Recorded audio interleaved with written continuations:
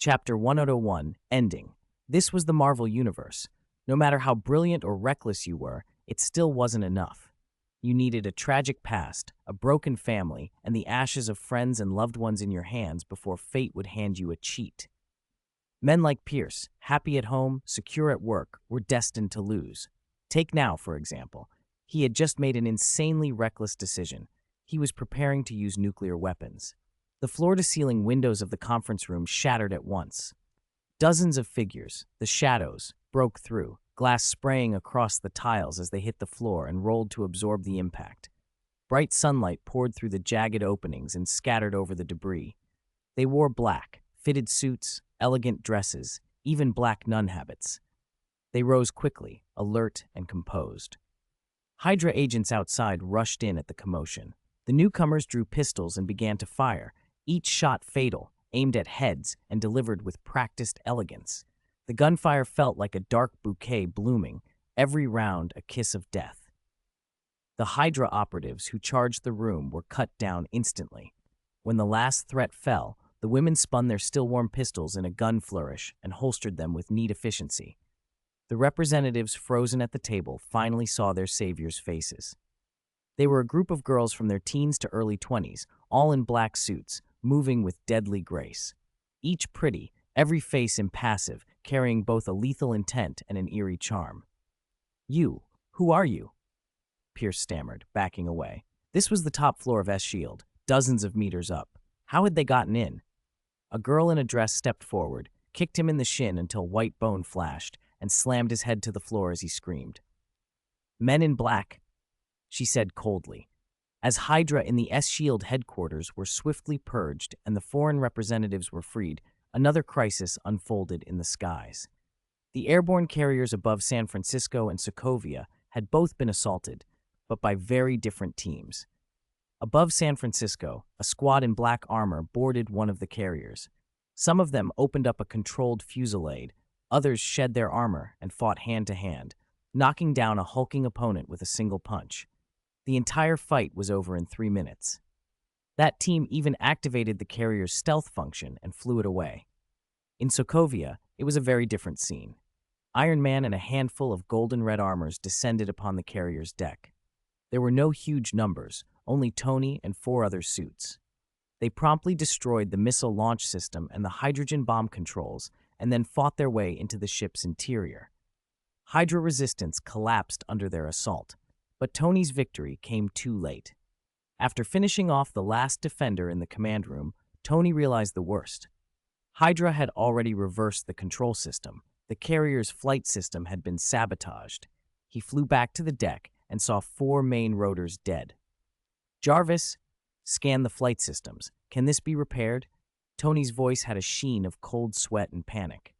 "Sir," Jarvis replied, "the airborne carrier is only 1,000 meters up. I recommend contacting young Master Leon. There are currently 8 seconds until impact with the city below."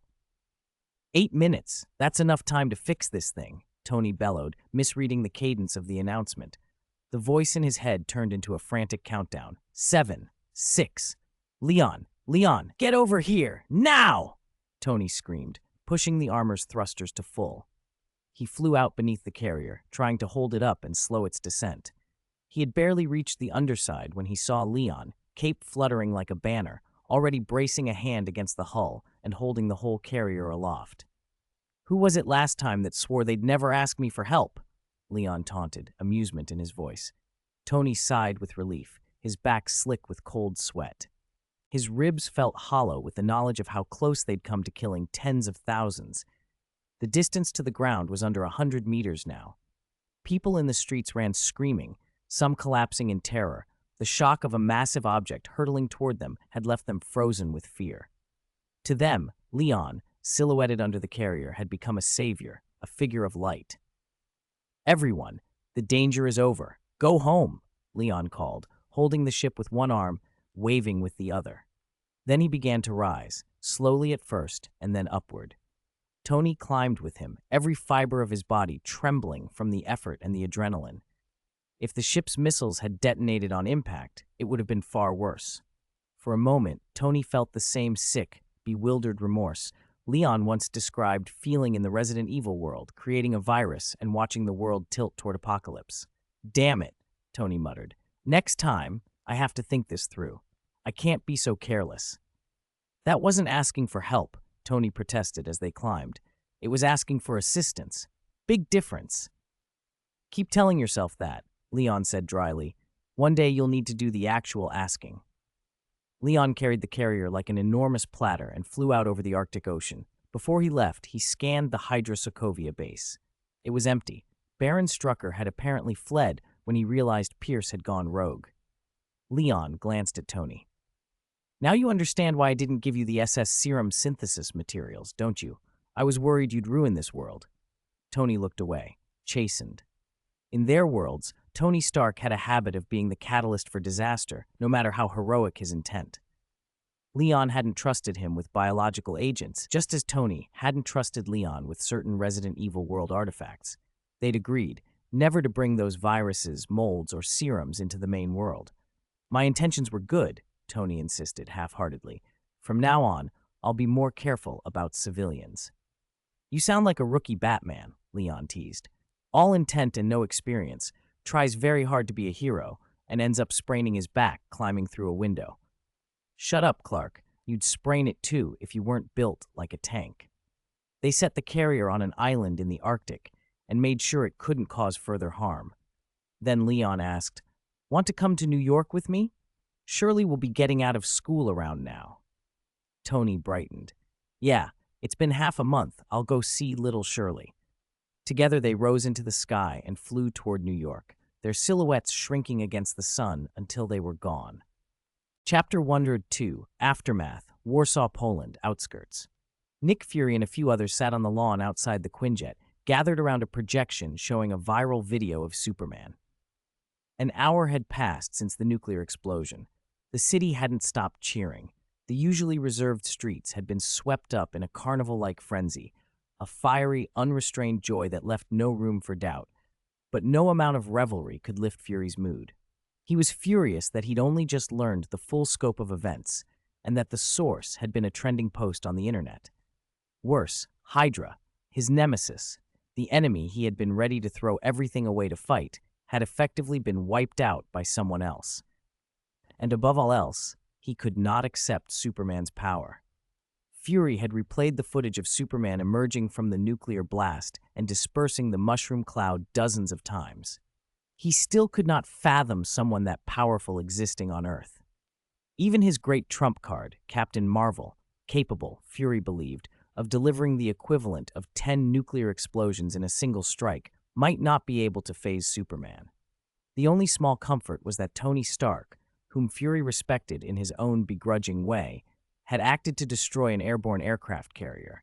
At least Fury could claim a sliver of involvement. He sat on the grass, face drawn, fingers rubbing his pager as if he could polish the old device into some talisman. Hawkeye, baffled by Fury's broodiness, tried to lighten the mood. "How many times have we watched that Superman video? 100. Why is it still on repeat? Isn't it a good thing Hydra's conspiracy is over? Relax, Fury. The crisis is over. We're off duty." He pointed toward Warsaw. "Anyone want to join the carnival? Don't we deserve a break after a world crisis?" Coulson raised his hand. "If possible, I'd like a glass of Polish vodka." "No." Fury stood up so suddenly his chair scraped. He slid the pager back into his pocket. "No vodka and no carnival. We still have a mess to clean up. Hill, contact people you trust. We need to take back S-Shield." His voice was hard as the evening sun, but Hill, calm as a still river, sat on the lawn and handed over a tablet. "Fury, I didn't say anything earlier because you were so focused on Superman. Half an hour ago, an organization called Rising Tide obtained personnel files for all S-Shield employees from unknown channels and published them online. Besides revealing that a significant number of our ranks were Hydra, the files showed almost every agent had committed some irregular act. That data set off a firestorm online. The Security Council just issued an order. We're being detained, and S-Shield is to be disbanded. There is no shield anymore, Fury." Fury stared at the tablet as if it might explode. "What? How?" He tried to keep his voice steady. Do you know accessing all member files requires two people with alpha-level clearance and simultaneous iris authentication? Hill raised an eyebrow. I know, but S-Child is gone. As for how Rising Tide got those files, we can investigate once this detention ends. Fury felt the floor drop out from under him. Motherfucker, 3 days passed in a blur. Those 72 hours reshaped the global landscape more profoundly than any other period in the past decade. First, S-Shield was officially dissolved. The International Security Council's membership was reshuffled ahead of schedule. Overnight, the U.S. military withdrew all remaining forces from Asia, no longer a linguistic dodge that meant only Afghanistan had been removed. This time, it was comprehensive. Leon, preoccupied with cross-dimensional issues and dealing with the Men in Black, had deferred settling certain scores until after Hydra was dealt with. Even so, the loss of an aircraft carrier, sunk during the chaos, forced the American military into emergency sessions. After intense deliberation, they decided to play down the incident, claiming no casualties. The next day, a tightly controlled press conference labeled the carrier's loss an exercise error. Then the worldwide hunt for Hydra began in earnest. No nation would tolerate a cult of lunatics armed with nuclear bombs that had tried to take the world with them. Two figures loomed largest in the public eye during the pursuit, a team of women in black suits who moved with frightening efficiency, and Iron Man, who patrolled the skies in unmistakable fashion. The women were the ones who had intercepted the airborne carrier, arrested Pierce, and freed international delegations. In the field, they were even more elusive. Bases would be demolished the moment they appeared. National agencies launched investigations and found nothing. Some agencies, apparently after unspoken discoveries, quietly halted their probes and tacitly accepted their existence. Rumors swirled. Some called the Men in Black Stark's lace angels, given the armor they used that seemed linked to Iron Man. Others claimed they were former victims of Hydra with a blood vendetta. Whatever the truth, the Men in Black and Iron Man had become household names. The Rising Tide organization also became known worldwide. Many members were rounded up or recruited, and the remaining fringe operators went quiet. Their viral broadcasts were their swan song. But the single most staggering development was Superman.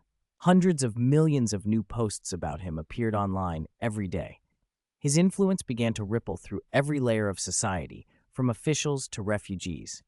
Dozens of movements and schools of thought sprang up, but the discourse quickly polarized into two camps: supporters and opponents. Supporters were mostly those Superman had rescued. Opponents were an unruly assortment. Over those 3 days, the two sides fought ferociously online. The battles were so intense, bystanders called the fallout ashes and smoke, a cyber war that felt like a century-long conflict. Other factions splintered off: Adventists, Saviors, the Supreme God faction, and darker groups like the Original Sin, Dictatorship, and Extinction factions, but they were all derivatives of the primary divide. By the end of the 3 days, the supporters held the upper hand. Numbers helped, but so did zeal. Survivors of the Warsaw Blast reportedly hacked opponents' systems, tracked them across borders, and even confronted them in person. Many opponents who were cornered posted public recantations, "I will always support Superman," from hospital IP addresses the next day.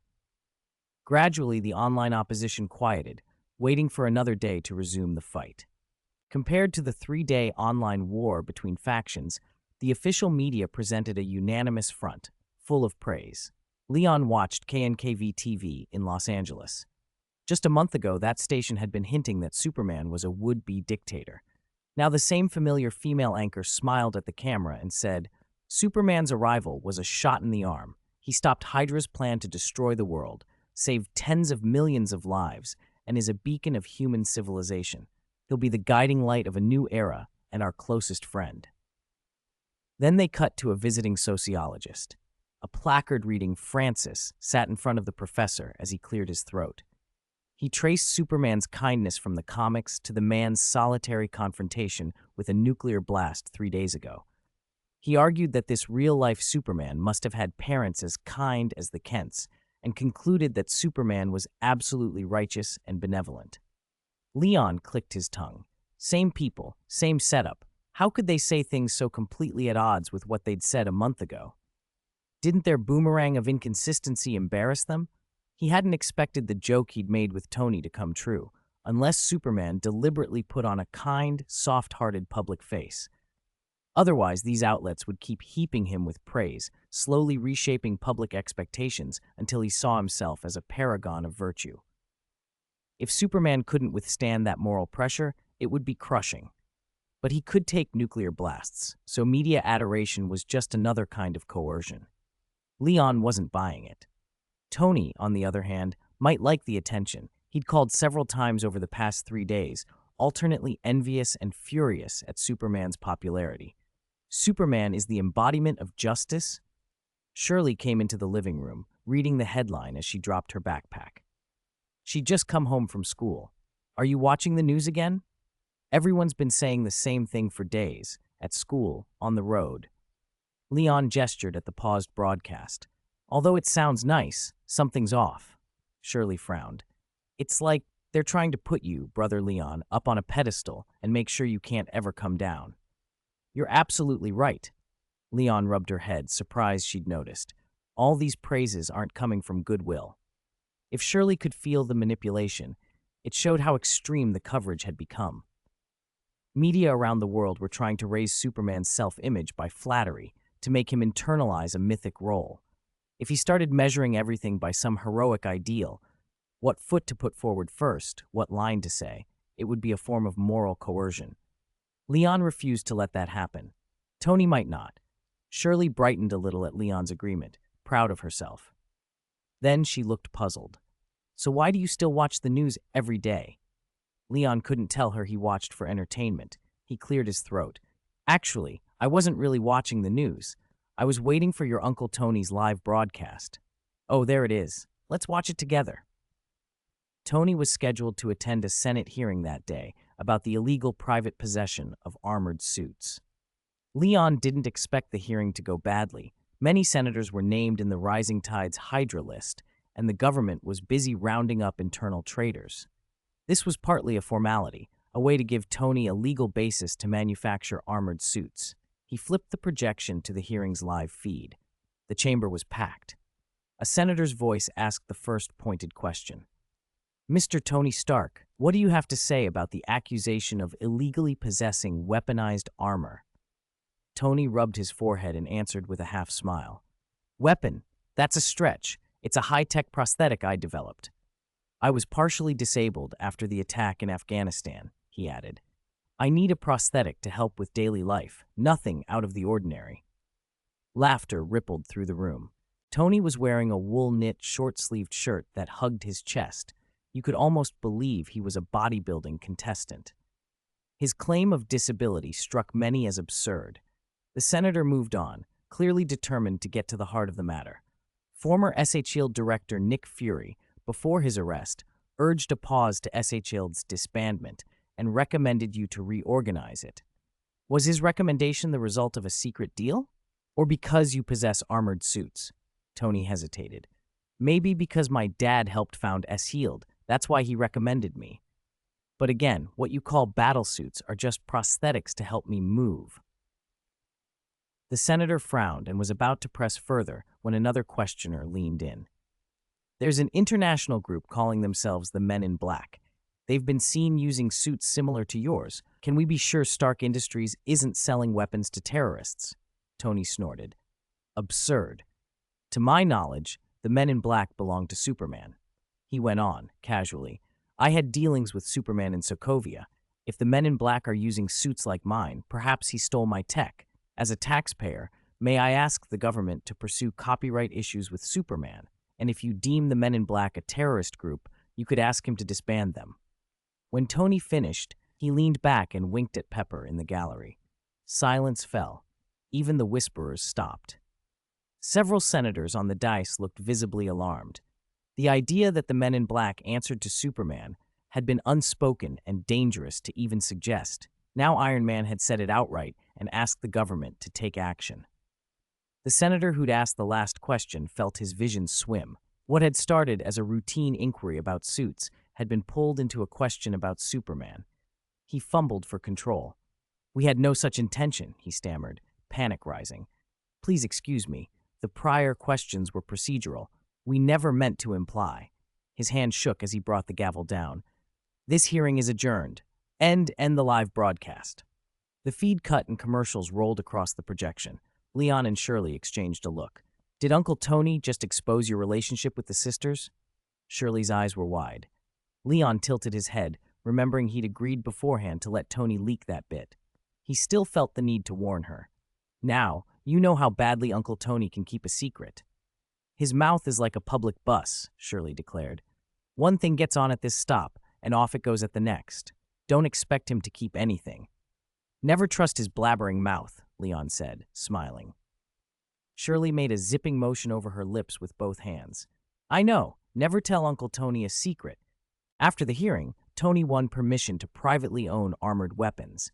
He didn't relax. If anything, he got busier. His days were filled end to end, at least 10 times busier than when he was a carefree playboy. First on the list was the long-planned refit of the airborne fortress. He hired the men in black at a generous hourly rate, and the carrier seemed to change a little every day. At the same time, he threw himself into hunting Hydra. Whenever a lead came in on a Hydra cell, he was on the front line.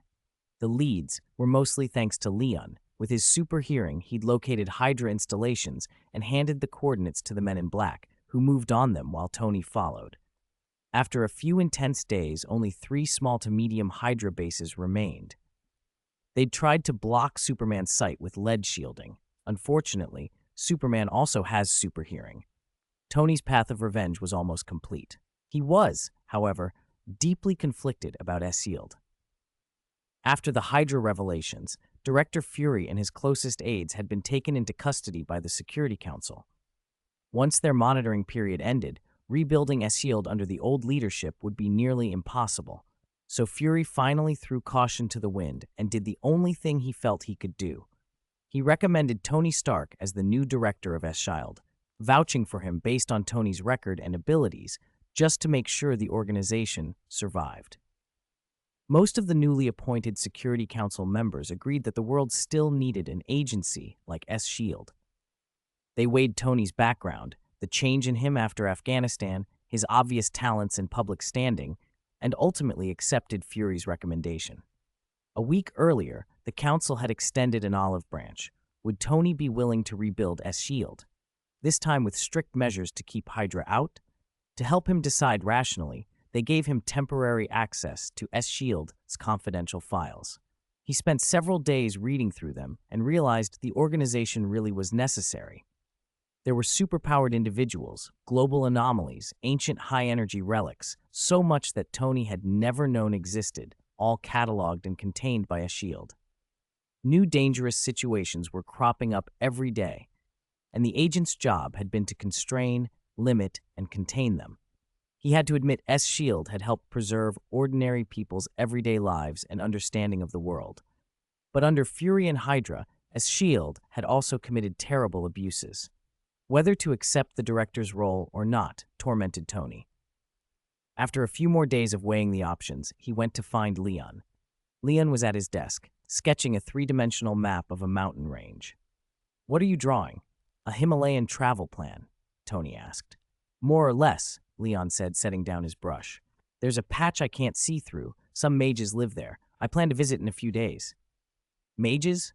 There are mages in this world? Why isn't that in any S.H.I.E.L.D. file?" Tony took the map and peered at it.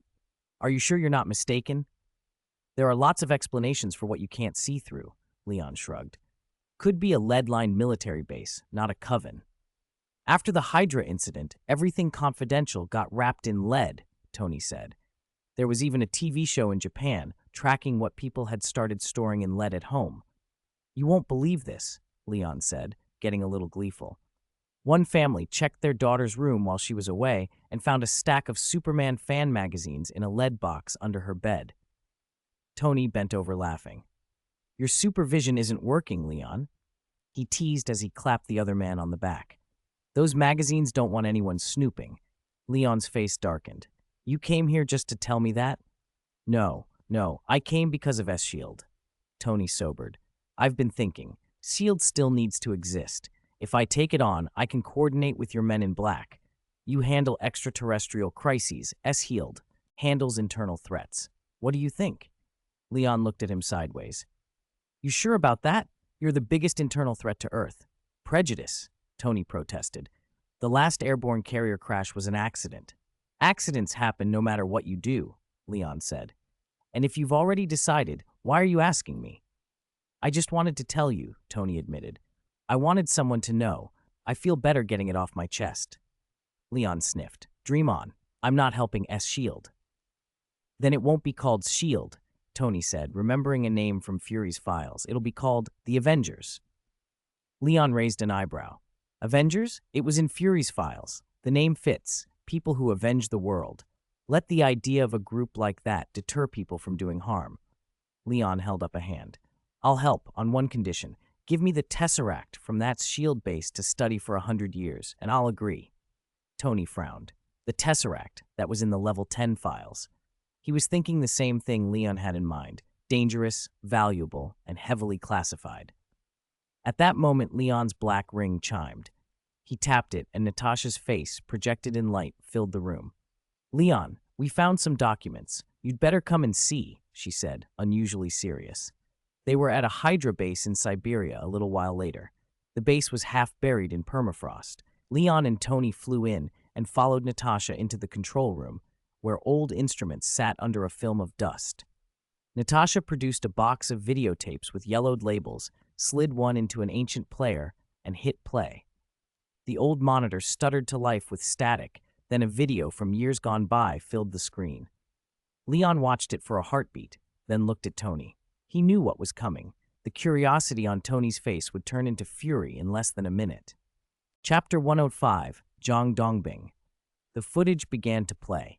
It was grainy, surveillance style, the camera fixed on a lamppost-lit stretch of road. The label on the tape made Tony's stomach drop. December 16, 1991. That was the day his parents had died. The scene on the screen felt horribly familiar. Tony leaned forward, face draining of color. I know this road, he whispered. The tape showed a car suddenly careening out of control and smashing into a tree. Flames swallowed the front of the vehicle. A motorcycle skidded to a stop beside the wreck. The driver's door opened, and a wounded man crawled out, Howard Stark, older and bloodied. He tried to stand. Help! Save my wife and child, please! A hand reached toward him. The motorcyclist walked over and grabbed Howard by the hair, hauling him upright. Howard looked up and froze. Sergeant Barnes, he gasped. The man on the motorcycle was James Bucky Barnes, supposedly dead in World War II.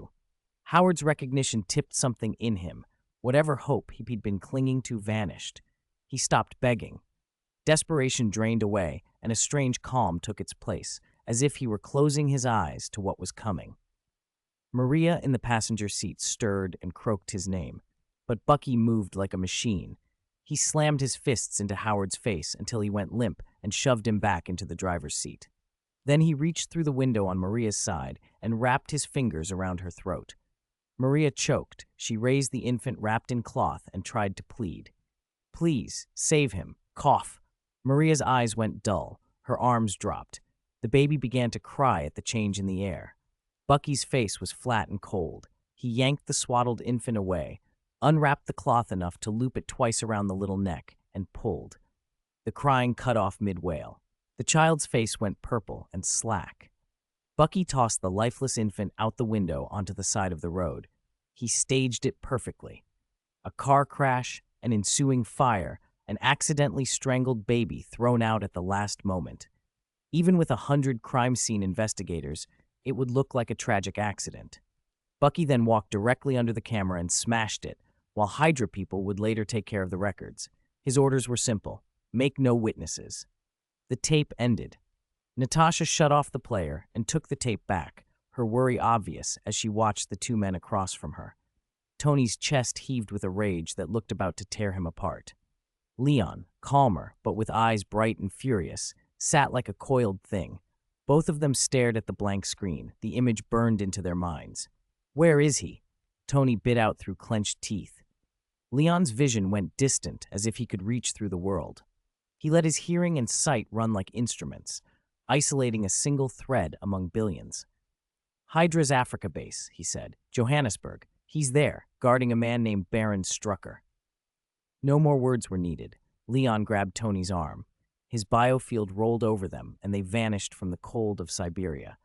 Half a minute later, they arrived at Hydra's nuclear-proof compound outside Johannesburg, Gold City.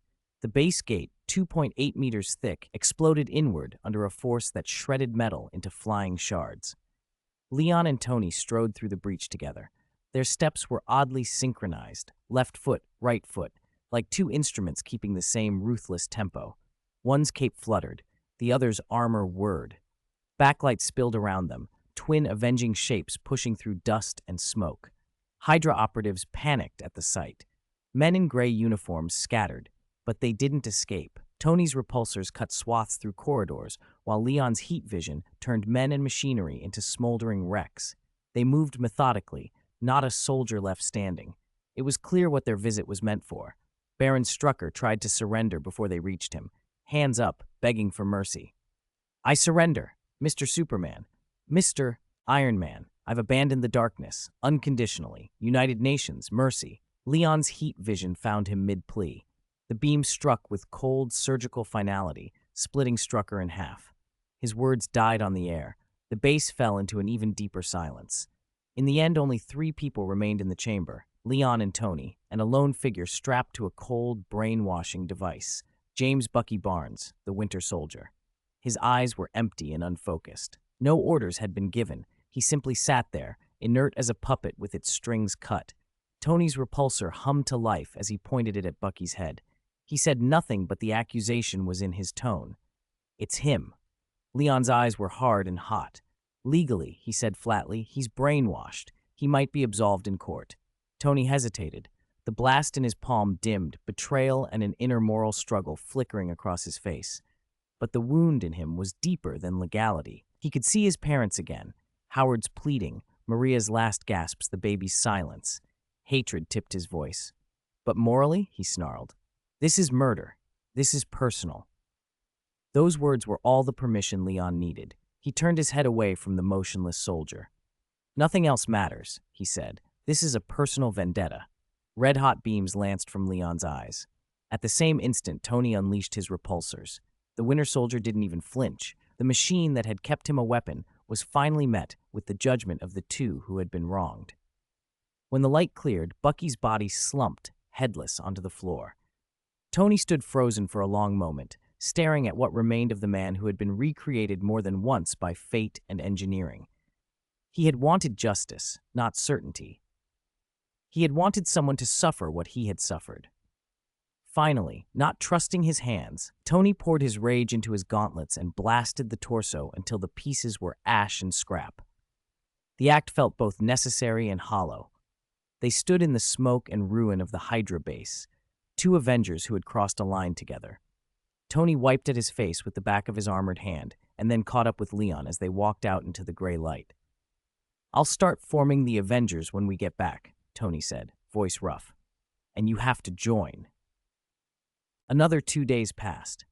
The Men in Black had finished eradicating Hydra's last stronghold on Earth, every visible cell, the buried AI Zola, and the scattered cultists trying to resurrect Hive. Lion had tracked them down and had the girls clean up the rest. When Lion turned on his super hearing now, he no longer picked up the frantic plotting of any genuine Hydra cabal. There were still criminals using the Hydra name to justify their crimes, but that was a job for local police, not for Lion. Hydra, as an organization, was gone. Tony and Lion's long revenge had been achieved. They had broken the blade that killed, cut off the killer's head, and buried their anger with Hydra's corpse. It was drizzling in Los Angeles the day they went to the cemetery. Tony and Lion stood side by side before the graves of Howard and Maria Stark, holding long black umbrellas. In silence, they placed white bouquets on the stones. After a long moment, each of them wiped the inscriptions with the back of a hand, and they left together. Tony couldn't remember the last time he'd done this. Lion came every year. He understood Tony's silence. Looking at Howard and Maria's names always made Tony feel guilty and ashamed, unworthy to stand there. Except today, when he felt oddly at peace. Lion had seen the change already. Tony had grown a lot this past year. From Tony's point of view, The last 7 months had been enough to fill a lifetime. He'd almost died in Afghanistan, come home to be betrayed by Obadiah, taken on the 10 rings alone, saved a world that had almost been destroyed by his brother, becoming in the process something like a small-scale Superman, finally realized what his father had truly felt for him, and then helped wipe out the mastermind behind his parents' deaths. The past 38 years couldn't compare with the intensity of those 6 months. Everything had pushed him to confront himself, find what he wanted, and reach a kind of peace. If this were a movie, Tony's arc would be complete. The credits could roll. "I've decided to develop the Avengers," Tony said as they left the cemetery. "What about you? What are you going to do next?" "I told you," Lion answered, casual but resolute. "Get stronger. Keep getting stronger, and enjoy it." He tilted his umbrella and looked up into the rain. The droplets ran into his eyes like the rest of the world. "I want to see the highest scenery. I want to speak with what's above all things, have a chat with the first firmament. Eternity should call me friend. The Beyonders should call me brother." "That's my ultimate dream," Lion said as they walked on. "Huh?" Tony blinked. "Who are you talking about?" A few days later, Lion packed a bag. He planned to leave New York for Kamartaj. He'd arranged what he could. The Men in Black would spend the next month or two taking over Hydra bases and returning the kidnapped children and experimental subjects to their families. Shirley was nearly indistinguishable from the biological daughter of Natasha's sister, and with the two sisters looking after her, Lion wasn't worried. Natasha was running the network company with obsessive precision. Yelena's superhero company had exploded into growth. Ever since the Men in Black were linked publicly to Superman, governments had greenlit the company's operations around the world. Branches multiplied, and the pirates who'd sold Iron Man and Superman knockoffs across borders had largely vanished. Only Yelena's outfit still legally sold official merchandise. Yelena was even planning a movie called Superman vs. Iron Man to push the IP. Tony had helped with the script half-heartedly. The premise was absurd. Tony, misunderstanding Superman, invents a piece of Kryptonite. In the decisive fight, Superman, weakened by the Kryptonite, calls out for his mother, Maria. Iron Man's mother has the same name, and that human moment makes Tony realize Superman is a person too. They immediately reconcile and start the Avengers. Lion had read it and nearly pulled a face. He demanded a rewrite. There was another reason Lion was worried. The 10 Rings deadline was approaching. By his calculations, it would be tomorrow or the day after, so before leaving, he flew back to Tony's seaside mansion in Los Angeles to check on things. He found Stark Mansion in chaos. From the entryway to the living room, masked bodies lay scattered across the floor. Tony sat calmly in the middle of the carnage, reading a beige letter. "Tony, what happened? Were you attacked again?" Lion asked. Lion could tell by the bodies' positions that the attackers hadn't been killed by weapons. Their internal organs were literally shattered by immense force. It was gruesome, like someone had used their bare hands as weapons. "You hired some people to be killed as practice before your duel?" Lion said, half joking and half appalled. "It's Iron Man," Tony said, rolling his eyes as he stood. "I'll beat Wen Wu with my latest suit." He handed Lion the letter. Lion skimmed it. "Dear Mr. Tony Stark, today is the last day of our agreement. Your name has been ringing in my ears like thunder. To be able to take your head would be an honor. Out of respect for your contributions to the world, I allow you to choose your own burial ground. At the hour of Wu, I will arrive on time to send you on your way. Signed, Wen Wu." At least he used polite language this time, Tony shrugged. Less condescending, even if he's still boasting about taking my head. Progress. Leon crumpled the letter and tore it in half. "I thought he meant months of 31 days instead of 30, and that he started counting from the night he attacked you," he muttered. "Either that, or his intelligence is out of date." Tony snorted. "Or he just doesn't know about the Superman-Iron Man connection." A lot of high-ranking officials had already guessed that Superman's identity was Lion Stark. It explained how easily Tony had become director of the Men in Black. Once they realized the person under the cape was Lion Stark, not some alien farmer with a reporter's day job, many were relieved. A Stark in that position felt easier to predict than a Clark Kent. The Starks were already major players in the world's order, Most officials assumed more power in Stark hands wouldn't mean unpredictable upheaval, just a more conspicuous eagle on top. Wenwu, however, had been unlucky. Once an invincible figure in Asia, he'd retired into seclusion with his wife in Kunlun Daluo village, and his old network had crumbled. After his wife died and he returned in anger with a Dragon King's return, he still hadn't restored his old reach. So it was unsurprising he hadn't gotten up-to-date intelligence about the Hydra Purge. Maybe he's just not afraid of Superman, Tony said, reckless grin returning. Tony clapped his hands, and Mark IV flew out of the hangar to attach around him. Let's fight where you last tested your strength. Out of the city, plenty of room. By the way, Tony added, tilting his head as he read the letter again, Wu Shi San Ke. That should mean noon, right? 12 o'clock? Chapter 107, Tony's new suit? On the familiar grassland, Leon and Tony stood side by side, hair whipping in the wind. The west coast in July was damp with rain. Rolling dark clouds kept blotting out the sun, draping the world in cool tones. The grass underfoot rolled like layered waves in the chill breeze. Leon stood silent for a moment, feeling the cold wind on his face. It's only 11:40. We came early. Punctuality's a good habit. Getting there early gives you the home field advantage, Tony said, standing tall. You don't want the 10 rings showing up at your place and tearing it down, do you? I don't live there anymore. Oh, how quaint. Want me to clean out your old room and get you a puppy? If you do that, I'll shove your head up your ass. Gross. All right, I just wanted to ask. Leon glanced up at a hovering Mark IV armor acting as a landmark in the sky. Where's your new suit? Tony, in casual clothes, arched an eyebrow. Didn't you say you were going to use your new armor to take down Wenwu today? Tony lit up at the question, a conspiratorial smile tugging at his lips. Wait and see. I promise you'll be speechless all day. That mysterious, huh? Great. I'm starting to look forward to it. Leon raised an eyebrow. I hope you'll keep your voice down when you're screaming for help later. Heh, Tony sneered. Screaming for help? No way. You're the one who'll see a bunch of kids with underwear on their heads get taught a lesson by me. Is that so? It's not the kids who matter. It's the old relic leading them. Leon's ears twitched. They're here. Where? Tony scanned the field and saw nothing. Stark's old park hadn't been rebuilt after being abandoned. Only sparse palm trees dotted the plain, and the ground stretched unobstructed for kilometers. Farther out were cliffs and shallows below. Leon pointed toward the horizon. There. Tiny black dots were approaching from the sky. A faint roar of engines grew louder.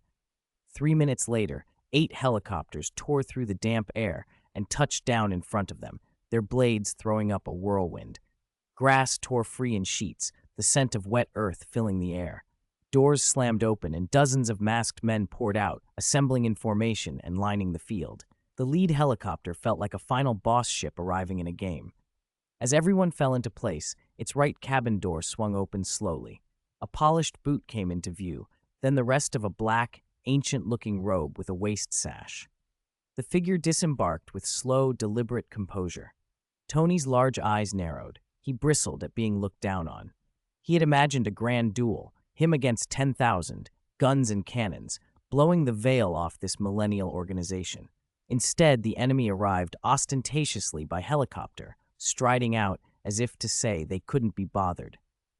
And here, he and his little brother stood like 2 airport greeters, waiting for the big shot to step off and flick their shoes. Tony took a few deep breaths. He had never been condescended to like this. He was the one who usually did the looking down. I want to twist that man's head off right now, press it into the helicopter's rotor, and ask him whether he'll fly next time, Tony muttered to Leon. Then start. Leon stepped back. The old man getting off the helicopter is Wenwu. Leon felt no particular emotion at Wenwu's disdain. This man was not leaving Los Angeles intact today, one way or another. Tony's frustration was more entertaining. Tony had misread the nature of today's meeting, expecting an honorable duel with solemnity. But Wenwu never staged ceremonies. He issued death sentences with the same sneer. Tony had layered drama over nothing. Wenwu, Tony said, stepping forward, staring him down. Tony Stark, Wenwu replied. He was a typical East Asian man with slicked back hair, exuding a classical, restrained refinement. Time had given his eyes a hard, polished depth. He looked bookish, reserved, the kind of man who might hide a sword and never show it. Yet when he spoke, his words were cutting and brutal. "You brought your brother. A pity. Both of you die today." Tony wasn't about to be outdone. He locked eyes with Wenwu. "Oh, why can't it be you and your lackeys who die here?" He tried for menace. The playboy charm that usually carried him only went so far in the face of Wenwu's cold gaze, sharp as a drawn blade. In Leon's view, Tony looked a little outmatched. "I die here?" Wenwu said as if he'd heard a joke. He walked past Tony, surveying the place. "A beautiful graveyard you picked for yourself, Mr. Stark." He turned back and raised a hand toward Tony. "Your contributions to the world are respectable, but the Ten Rings' reputation must remain intact." "I'll give you a chance to make a move, Mr. Stark," Wenwu continued, voice flat. "But you have no chance of survival. If you want to run, do it quickly." Wenwu looked at Tony with an air of bored inevitability, as if the man before him barely registered. Centuries of conquest had convinced him of his own invincibility. With the 10 rings, he felt unbeatable. Tony opened his mouth, searching for something clever. The best catchphrase he'd ever come up with in another life was, "I am Iron Man." That didn't help much now. He swallowed, stepped forward, and jabbed a finger at Wenwu's chest. "You'll regret this." Then Tony drew back, hands held up and trembling slightly. A whoosh cut through the air. Dozens of heads tilted skyward as 6 or 7 mechanical pieces, fire spitting from their thrusters, tore down through the clouds toward him. "Is that the Mark 42? Leon murmured. "Is that what he meant by a surprise?" The modular armor, bits and parts that whirred into the air, limbs first, then other components, rushed straight toward Tony. Even the most seasoned onlookers felt that rush of disbelief. The moment Tony clipped the last mechanical pieces on, he actually shot upward, probably intending a dramatic aerial suit-up. Instead, the suit's kinetic momentum launched him higher into the sky. The first piece to lock was the chest plate, and it hurled him upward. Then the arm and leg armor slammed into him mid-flight, sending his arc skittering off course. Finally, the headpiece and groin guard snapped into place with a heavy click. Tony let out a curse. "Fuck." Everyone around inhaled as one.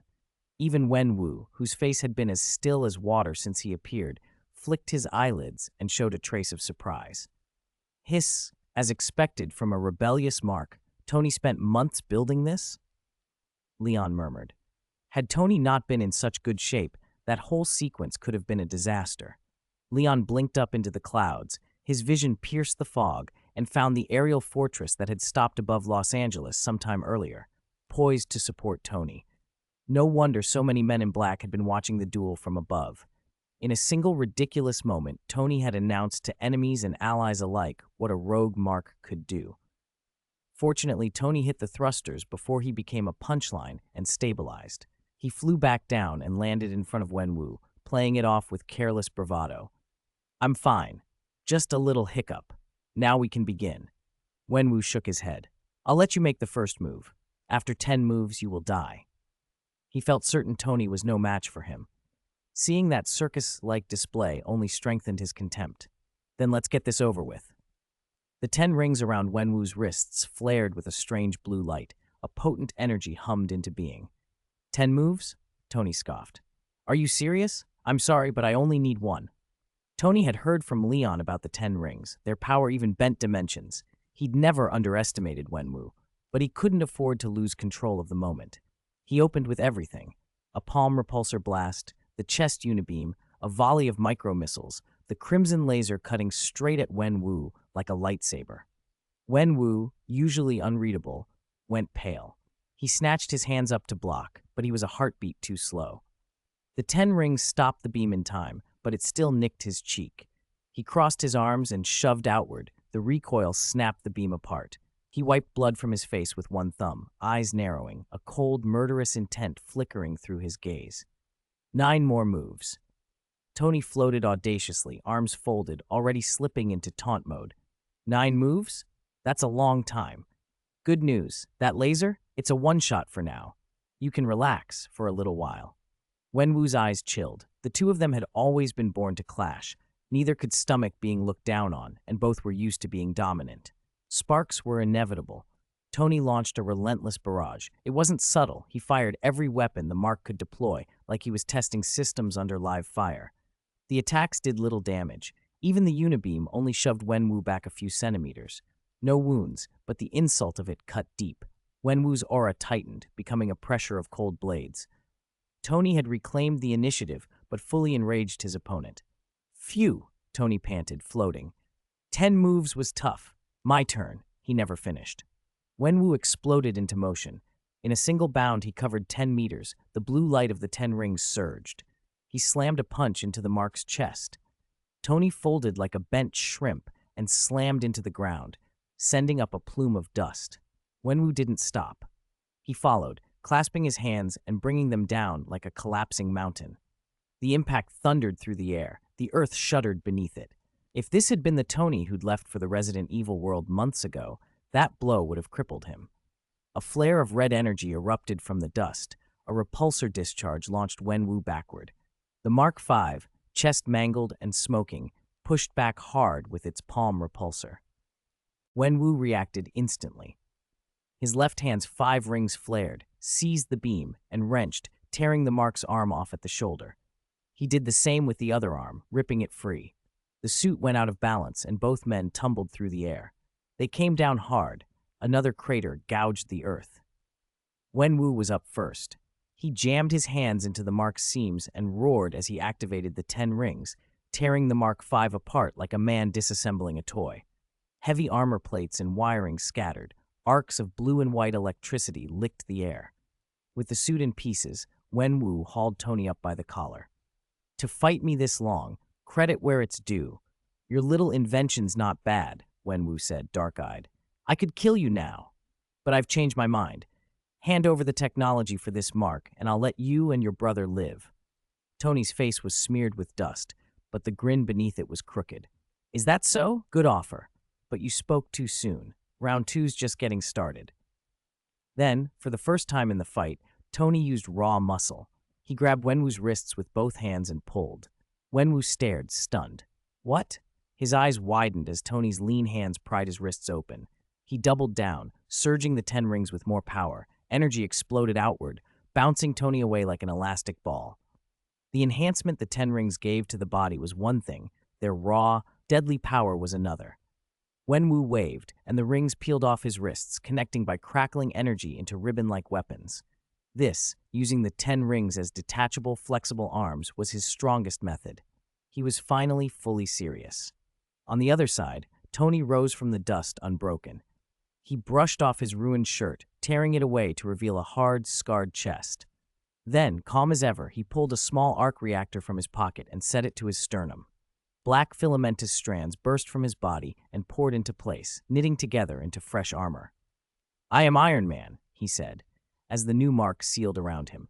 Chapter 109, Mark VI, God of Fungus Armor. Black, filamentous matter poured from the gaps between Tony's bones and muscles, from his fingertips, arms, and spine. It flowed over him like liquid, spreading until his whole body was covered. The arc reactor in his chest flared at the same moment. The current found a connection, and the filaments solidified instantly into armor, smooth as a mirror and entirely jet black. Though made of threads, the surface held a metallic sheen. Finally, the helmet's eyes lit up, and new energy cannons formed on his hands. What the hell? Not even the 10 Rings members expected this. Leon was stunned too. Biological armor like this? The E-mold had been left behind in the Resident Evil world, so what were these black filaments? He switched on his X-ray vision and scanned Tony. The armor was attached to Tony by countless filaments that extended into his subcutaneous tissue, slipped between cells, and reached his bones. In the gaps of the bone, Leon saw precise electronic metal circuits. He could tell the circuits contained trace amounts of vibranium. That tiny fraction served as a critical medium. Billions of filaments were woven around it and ran straight to the arc reactor in Tony's chest, where cold nuclear power was being converted into bioelectricity, continuously energizing the filaments. Leon figured it out. Tony had implanted some kind of fungus and core armor components into the hollows of his bones. The fungus control and bloodline parasite manipulation abilities granted by the SS3 type enhanced serum were now, powered by the arc reactor, perfectly merged with the fungus to form a stable, augmented structure. So this was the armor Tony had been tinkering with for months in the Resident Evil world. He hadn't been exaggerating. It exceeded expectations. Mark 6, Tony announced, "That's the name of this armor. Today's its debut." He spat flames from his boots and streaked into the air. The armor moved with him like part of his body, fluid and effortless. Of course, you can also call it the fungus god armor. Come on, why don't you all say hello? Say hello. The Ten Rings members didn't greet a suit of armor, but they did feel its oppression. No one saying anything? Guess none of you have a sense of humor. He waved, then looked at Leon in the distance. Don't worry, these mycelia aren't E-mold. They're a new strain I cultivated while I was in that place, inspired by mold. They're not contagious. They don't grant enhancement or mutate people or any of that nonsense. I call them fungus gods. They reproduce insanely fast and amplify all my abilities. As he spoke, the cannon in his left hand dissolved into roaring flame, while the right hand reshaped into a massive mycelial greatsword. Halftime's over, round 2. Tony dove from the sky, a blur of fire and blade aimed at Wenwu. Even on guard, Wenwu could feel the armor's weight, not metaphorically, but as an actual pressing combat force. Their blades met with a metallic clang. Fire flared into the sky. They split and collided again. Tony's hand armor shifted constantly. Cluster cannons one moment, long fiery whips or giant blades the next. The whip, a searing band of mycelium and flame, wrapped around Wenwu. Tony called it abusive bondage play. The 2-meter blade in his other hand sent a prairie fire down with a single downward slash. He named it the awesome fungus god fire blade. He bound and slashed amid blistering heat and cannon blasts. For a time, Wenwu seemed pressed back, his 10 rings spinning defensively. The 10 Rings members had never seen anyone push their leader like this. A crowd watched in silence, not daring to blink. Leon stood among them, arms folded, impressed. The armor resisted intense heat, reshaped at will, and clearly amplified Tony. His strength had jumped visibly by 30 to 50%. With a baseline strength exceeding 100 tons, that was no small gain. Still, Leon didn't think it was enough to beat Wenwu. The 10 Rings' defenses were extremely strong. Tony hadn't once broken through. If the duel continued on equal terms, it could drag on for days. Something had to change. After several more exchanges, Tony realized that too and throttled back, firing his jets and retreating. He landed on the grass some distance away, hands clasped in front of him. "Careful, grumpy old man. I'm getting serious now," he called, tossing out another nickname. The armor on his hands flowed and merged into a giant, elongated cannon, larger than Tony himself, like a sea monster opening a blood-red maw. From afar, Leon recognized the design. An Umbrella Corporation electromagnetic current cannon, or rather, a current cannon that discharges an impact current instead of firing projectiles. An inspiration from another world. "You'll love this," Tony said. He began to charge. Lightning danced along the muzzle of the cannon, formed by his clasped hands. Grass clippings hanging in the air started spinning under electromagnetic influence. The glow at the muzzle intensified, and the debris whipped faster. 2 seconds later, the charge finished. A silver-blue current spear, a meter thick like condensed lightning, blasted forth. It shredded turf and earth in its path and drove straight for Wenwu. Wenwu didn't interrupt. He waited until the shot fired, eyes narrowing, his hands weaving the 10 Rings to overlap and rotate. A mysterious energy surged and amplified. The energy defense formed by the rings slammed into the current spear. For an instant, the world seemed to shudder. An invisible shockwave rippled from the impact. Turf and dirt in a wide radius were torn into the air, grass and sand scattering like rain. The current cannon's greatest strength was penetration. But Wenwu met it head-on. The force threw him backward. He flipped and landed, hair only slightly mussed. "I want the technology for that armor of yours," Wenwu said, a look of genuine appreciation on his face. Chapter 110, a terrifying product from the world of Resident Evil. Wenwu looked completely relaxed. Tony, on the other hand, couldn't. His half-smug expression hardened. He just thought he had the upper hand, only to realize that in close quarters his opponent hadn't been able to show his true strength. By creating distance, Tony had actually made a mistake. Suddenly, he understood why Leon had judged this 10 Rings leader so accurately. If it had been him a month ago, right after getting that death notice, he probably wouldn't have been a match for Wenwu, even with 100 allies. Things had just gotten complicated, but Tony couldn't afford to lose face. Still begging for candy, old sourpuss? Tony shot back. Fine, beat me and this candy's yours. Wenwu sneered and the 10 rings flowed smoothly in his hands. His technique shifted, part hard, part soft, like an autumn wind sweeping leaves or a stream winding through a mountain gorge. The energy in the rings began to converge and stack. Then he threw a punch. The 10 rings interlocked and detonated in a blast of deep blue energy aimed straight at Tony. Tony instinctively fired his thrusters to dodge, but the 10 rings chased him down. He had no choice but to form a fungus shield with both hands. On contact, the shield shattered like glass. The black mycelium withered under that terrifying energy and scattered into the air. Tony was blasted to the ground. When he rose, a huge chunk of armor was missing from his chest, but with abundant energy, the mycelium divided and sealed the breach within seconds. He still remembered how irrational the fungus of the Resident Evil world could be. How, when he had fought with the new human army, zombies could suddenly swell from human-sized to mountain-sized monstrosities, seemingly ignoring conservation of mass. He suspected the biohazard world had some mechanism that could convert mass and energy. He'd cultivated a new strain of fungus and applied that conversion to his armor. As long as he had energy, the armor could reproduce itself, effectively indestructible. That punch actually hurt, Tony admitted, twisting his neck. I'll give you that, you've got power. Blades and swords condensed at his command. Wenwu favored long range, so Tony forced the distance closed, even if it became a war of attrition. Once his reactor fed the fungus god armor, it could feed back to him and replenish his stamina. He could keep fighting all day. He lunged low, thrusters pushing him forward, blades bristling, but Wenwu didn't meet him. Instead, he tapped his feet on the ground and drifted backward, light as willow fluff on the wind.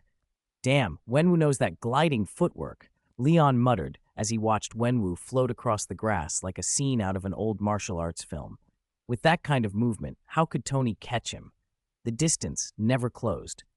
Wenwu could keep using the 10 rings to harass Tony from range while remaining untouchable. Tony, with his uncanny regeneration, both flesh and armor, was like a cockroach. No matter how hard he was hit, he stayed in peak condition. 10 minutes passed with neither side able to land a decisive blow. Frustration mounted. Tony abandoned close combat and switched his hands into twin crimson laser blades, Jedi-like.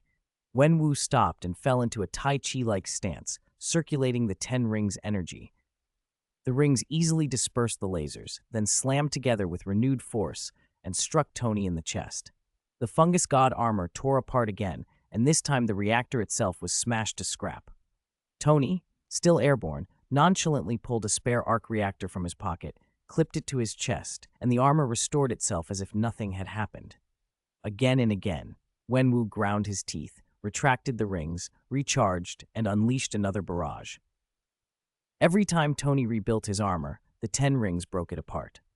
One fighter in the air, the other on the ground. The roles kept flipping. This is a perfectly even fight, Leon observed. If Tony's technique were a little cleaner, he might be able to break the stalemate. Their battle spilled beyond the grassy field. Wenwu took a few hits but kept fighting. Tony got slammed off a cliff by the 10 rings. Leon took off to follow, but without looking back, Wenwu barked an order and leapt after him. Capture Tony Stark's brother. I want to see if he'll hand over his armor for his brother, he called. Leon turned and saw dozens of 10 Rings members, some in training clothes, some in ninja gear, aiming guns and unsheathing blades with fierce expressions. We could just sit down and talk this out, Leon said, spreading his hands. They were already pointing weapons. Fine, Leon sighed, then cut the distance in a heartbeat. Before he reached the cliff, dull thuds echoed up, thump, thump, thump, like a giant hammer hitting rock. Wenwu cursed at something beneath the cliff. Leon hovered over the shoreline and looked down. Holy shit! There wasn't a human Tony below. The beach at the cliff's base was a nightmare. Black mycelium spread in clumps across the sand and rocks, covering the coastline like a living oil slick. Shrubs were shriveled into dead twigs. Fish entangled in the fungus turned to bleached bones within seconds. In the center of that black mass stood a massive humanoid fungal form, over 10 meters tall. Tony's chest and cheeks jutted out of the fungal torso, but his limbs and head were submerged in the giant fungal body, connected to it by mycelial tendrils that grew thicker as they entered the mass. When Tony moved his hand, the giant fungal arm moved too. The colossus had no feet and couldn't walk, but it was clearly being piloted. Tony turned into a tyrant? A BAW? Leon blurted. Then he noticed Tony's mind seemed lucid and his body wasn't corrupted. Everything here was under his control. He's using the fungi to reproduce en masse, draining nutrients from the coastline to expand the fungal body, amplifying himself, Leon realized aloud. So it's not a tyrant, it's a fungal Gundam? He slapped his forehead. Tony had literally built himself a giant fungal mech. From that platform, Tony slapped Wenwu away like a fly. The Ten Rings' defenses were shattered. Tony grabbed Wenwu by an ankle and punched him down through the fungal body into the rocks, slamming him around like dough. Leon estimated the amplification at 5 to 10 times. This giant fungal armor put out on the order of 1,000 tons of force. It was bizarre, but effective. In minutes, Wenwu was drained dry, a mummy of fungus clinging to his bones. Tony exhaled in relief, looked up, and brightened when he saw Leon hovering overhead. "Leon," he called, chin lifted, hands spread in classic Stark showmanship. "Pretty good, huh? My fungus god armor solved a Ten Rings leader with one slap." Leon descended to meet him. "It's impressive," he said. "But you can't leave this fungus here, can you?" Leon asked. "It'll keep sucking the coastline dry." "I can control its growth," Tony said. The fungal mass around his left hand receded like a tide as he rotated his palm over the arc reactor. Just reverse the energy flow and they'll lose vitality fast. The reactor began to glow. Tony started drawing the bioelectricity of the mycelium back into himself, converting it into electrical energy. Large patches of fungus on the water's surface turned a grayish white. Leon's brow tightened. If you convert all the bioenergy from such a vast coastline into electrical energy at once, it could overload you. "Ah!" Tony's scream cut him off. The blood vessels across his chest swelled and burst. His heart expanded as if about to explode. The massive reverse flow had pushed his body beyond its limits. Leon grabbed Tony, ripped the arc reactor from his chest, and crushed it in his bare hands. "I knew you weren't reliable," he muttered. Then his eyes flared with heat vision. The beams incinerated the mycelium, the cliff, and the coast in a few blazing breaths. The lush shoreline became molten rock. When seawater hit it, only dark, baked rock remained. Tony, panting, gave a wry smile. "Supposed to be perfectly controllable. Just a little mishap. I probably need to tweak the energy return pathway." Crimson spots of regeneration flared across his body as the mycelium-based healing kicked in. Leon landed beside him and shot a flat look. "Next time, don't go full Gundam unless you have to." They walked toward where the 10 rings lay scattered, the beach behind them a charred testament to what had just happened. Chapter 10 Rings. Wenwu's body had been drained by the fungus and then reduced to ash by the heat ray. Only the 10 rings remained, lying quietly on the scorched rock. The surrounding land had been ravaged by flame, but the rings themselves looked untouched. Their divine radiance had been restrained, and they appeared as ordinary metal bands. Leon bent to pick them up and wipe them clean. Tony peered over his shoulder. "Why aren't they glowing anymore?" "Maybe there's a hidden switch," Tony joked. "Or touch controls? Voice activated?" "Voice activated? You think these 10 rings are home appliances?" Leon laughed. "They respond to thought, like your fungus. Watch." Leon narrowed his focus and reached into the rings with his mind. The plain iron bands flared to life, this time with a white gold light, like 10 pale suns, spinning around him. "What do you feel?" Tony asked, fascinated. "There's a huge energy inside them. Hey, this energy's starting to boost me." Leon spread his hands and the rings lifted him gently. The 10 rings formed a halo as they rose and fell with him. A few seconds later, he landed again, not entirely satisfied. "It's an enhancement," he said, "but not huge. My strength only went up by about 1%. Tony's eyes widened. 1%? That's 20,000 tons? Or 40,000? Those rings can add that much? "My arm's striking power increased by about 20,000 tons, Leon corrected. "That's not necessarily the limit. I just don't have perfect compatibility with them." He rotated the rings on his wrist. Wenwu's compatibility must have been terrible. His strength was only a few dozen tons. It's not the same, Leon added. My physical constitution is robust enough to channel more of their energy. The 10 rings also grant extended, maybe even permanent life, Tony blurted out. Permanent life? Tony scoffed. You serious? Wenwu lived 1,000 years, Leon said. That's what they can do, but you wouldn't notice any lifespan change right away. Maybe because I'm still young, Tony muttered. Leon waved his hand. But the greatest power of these weapons is in their own force. He threw a punch toward the sea. 5 of the rings snapped into a straight line and shot out like javelins. The water in front of them split, waves surging 10 meters high and revealing the nearshore seabed. Leon didn't exert any physical force. He was directing the rings themselves. With a flick of his wrist, the 5 returned and settled on his forearm. The separated sea closed. Spray shattered into droplets that fell on the beach like fine rain. Tony's face lit up. I've got an idea. You want to fuse the 10 rings into your armor? Leon grinned. The rings might be perfect for Tony's fungus god armor. In Leon's mind, Tony's armor resembled a symbiote suit, maybe a bit weaker in raw combat power, but full of potential.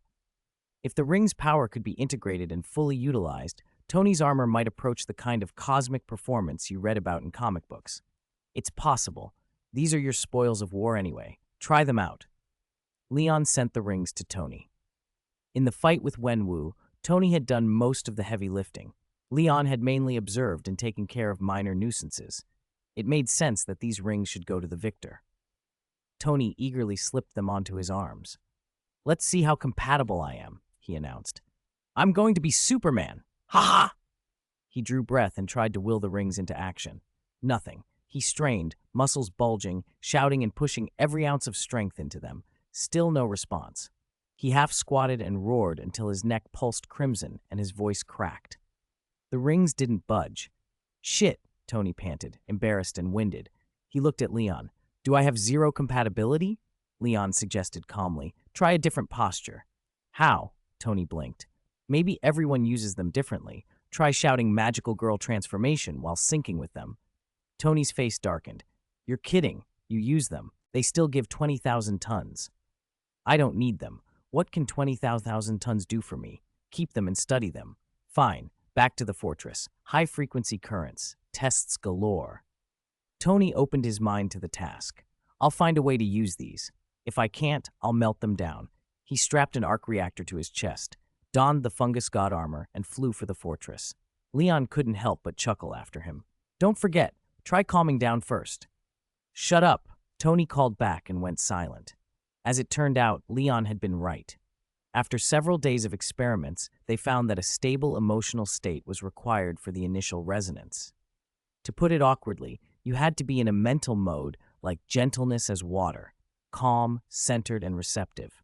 Once that first link was made, controlling the rings became straightforward. A thought would do it. Tony grumbled about the requirement for days. How could a weapon care about your psychological state? And then, grudgingly, admitted it made sense. While Tony and Leon were sorting out the rings, somewhere else on Earth, director Nick Fury, under supervision, was not idle. Confined and without internet or outside contact, Fury nonetheless maintained his own channels. The identity of Superman, an unknown and potentially catastrophic power, had to be uncovered. A week passed and Fury's informants turned up nothing. Instead, the Security Council had performed a background check on Tony Stark, whom Fury had recommended for promotion, and sent Fury a copy of the report. Fury flipped through it casually, smirking at the less-than-serious details. Woohoo!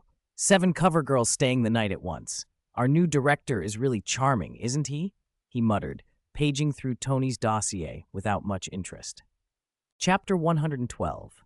Welcome to Kamartaj. Fury already knew a lot about Tony's past, and there was nothing in it that rang alarm bells. In fact, since his return from Afghanistan, Tony had even dropped many of his worst daily habits. He seemed to have developed the mindset needed to shoulder S.H.I.E.L.D.'s responsibilities. The biggest worry was that the man might try to date every female agent in the Bureau. According to the background check, the worst thing Tony had ever actively done was throw several weeks of non-stop wild parties. That entry was marked frivolous by the Security Council.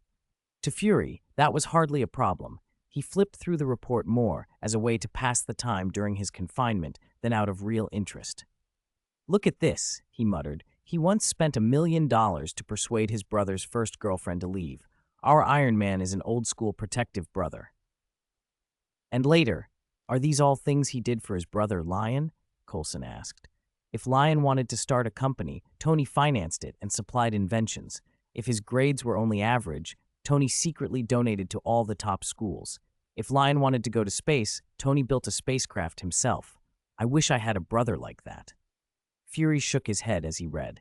Suddenly he stopped, sat up, and his finger traced a line in the file. Spacecraft. He flipped back to the relevant entry and froze.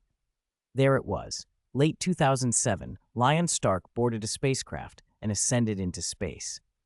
But when Fury flipped through the rest of the report, even to the last page, there was no record of the spacecraft's return.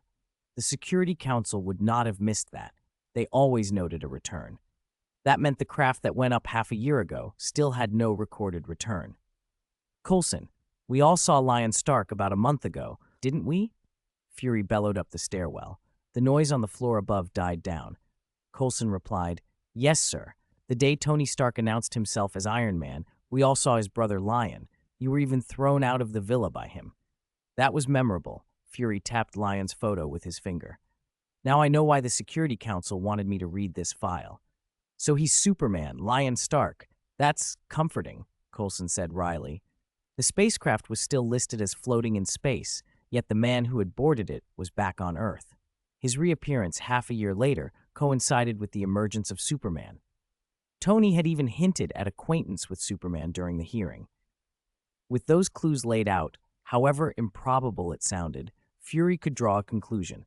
Iron Man, the Men in Black, and Superman, three suddenly emerging forces, were actually tied together. Could Hydra's exposure have been their doing too? Coulson asked. Why are they doing this? Maybe it's linked to Howard Stark, Fury murmured. He settled back, eyes on Lion's photograph. At least Superman's identity is known. He can be trusted to some extent. Fury's face twisted. Maybe I can bring both brothers into the Avengers. Damn it. Tony Stark has already renamed S.H.I.E.L.D. the Avengers. He stomped in fury at the thought. When he calmed, his expression deepened. The Stark brothers now controlled the most powerful force and the most important authority on Earth. They were not easy to constrain, especially not when Tony had been placed in that position by Fury himself. The thought unsettled him. Maybe when my confinement ends, I'll pay SWR to visit and have a long talk with Rambo, he muttered. The day after defeating Wenwu, Tony was busy researching the 10 Rings, renovating the villa, and forming the Avengers. Lion, meanwhile, had already packed and boarded a plane to Nepal. His destination was Kamar Taj to study. Lion suspected that the moment he decided to go, the Ancient One, holder of the Time Stone, already knew. To show respect, he didn't even consider dropping by the Sanctum in Bleecker Street. He chose the long way, a flight to Kathmandu and a plan to find Kamar Taj himself, measuring the city with his own feet. He'd see Pashupatinath Temple and the Buddhanath Stupa, and Jarvis had even put together a 3-day, 3-night travel guide for him. But as soon as Lion stepped off the plane, a black man in a hooded robe intercepted him outside the terminal. The man bowed slightly, one hand extended. Esteemed Mr. Superman, the Sorcerer Supreme sends her greetings. Please follow me. I've arranged transport to Kamar Taj. Oh, good, thank you, Lion said, still half in travel daze, and followed the man to a waiting car. I am Carl Mordo, Mr. Superman. You can just call me Mordo. You just stepped off a plane. Rest for a bit. We'll be there very soon, the man said. Lion watched the changing streetscape, from suburbs to crowded city to an older temple district. He was taken aback. His 3-day itinerary had ended before it began. Kamar Taj, which he'd expected to spend days searching for, had sent a car to pick him up and, apparently, welcome him. About 10 minutes later, Mordo parked on a narrow corner and hopped out to open Lion's door, taking his luggage and leading the way. The Sanctum's location makes parking difficult. We'll need to walk a bit. Please excuse the inconvenience, Mr. Superman, he said apologetically. Lion nodded and smiled, though a little puzzled. If they'd come to pick him up at the airport, why not open a portal and arrive right at the Sanctum? Why the theater of driving and walking? It seemed more ceremonial than practical for an out-of-town visitor, but he let it go. Mordo pushed open a worn wooden door and led Lion into Kamartaj's inner hall. The contrast took Lion's breath away. Outside, shabby. Inside, elegant and imposing. Two female sorcerers stepped forward and gently helped him remove his backpack and coat. Two male sorcerers set out cushions, dusted invisible specks away, and gestured to a seat of honor. After Lion awkwardly settled cross-legged, the four retreated to a respectful corner. "Please, have some tea," a gentle voice said. "Thank you," Lion replied, smiling, and raised the cup to take a sip, only to freeze, eyes widening. The Ancient One.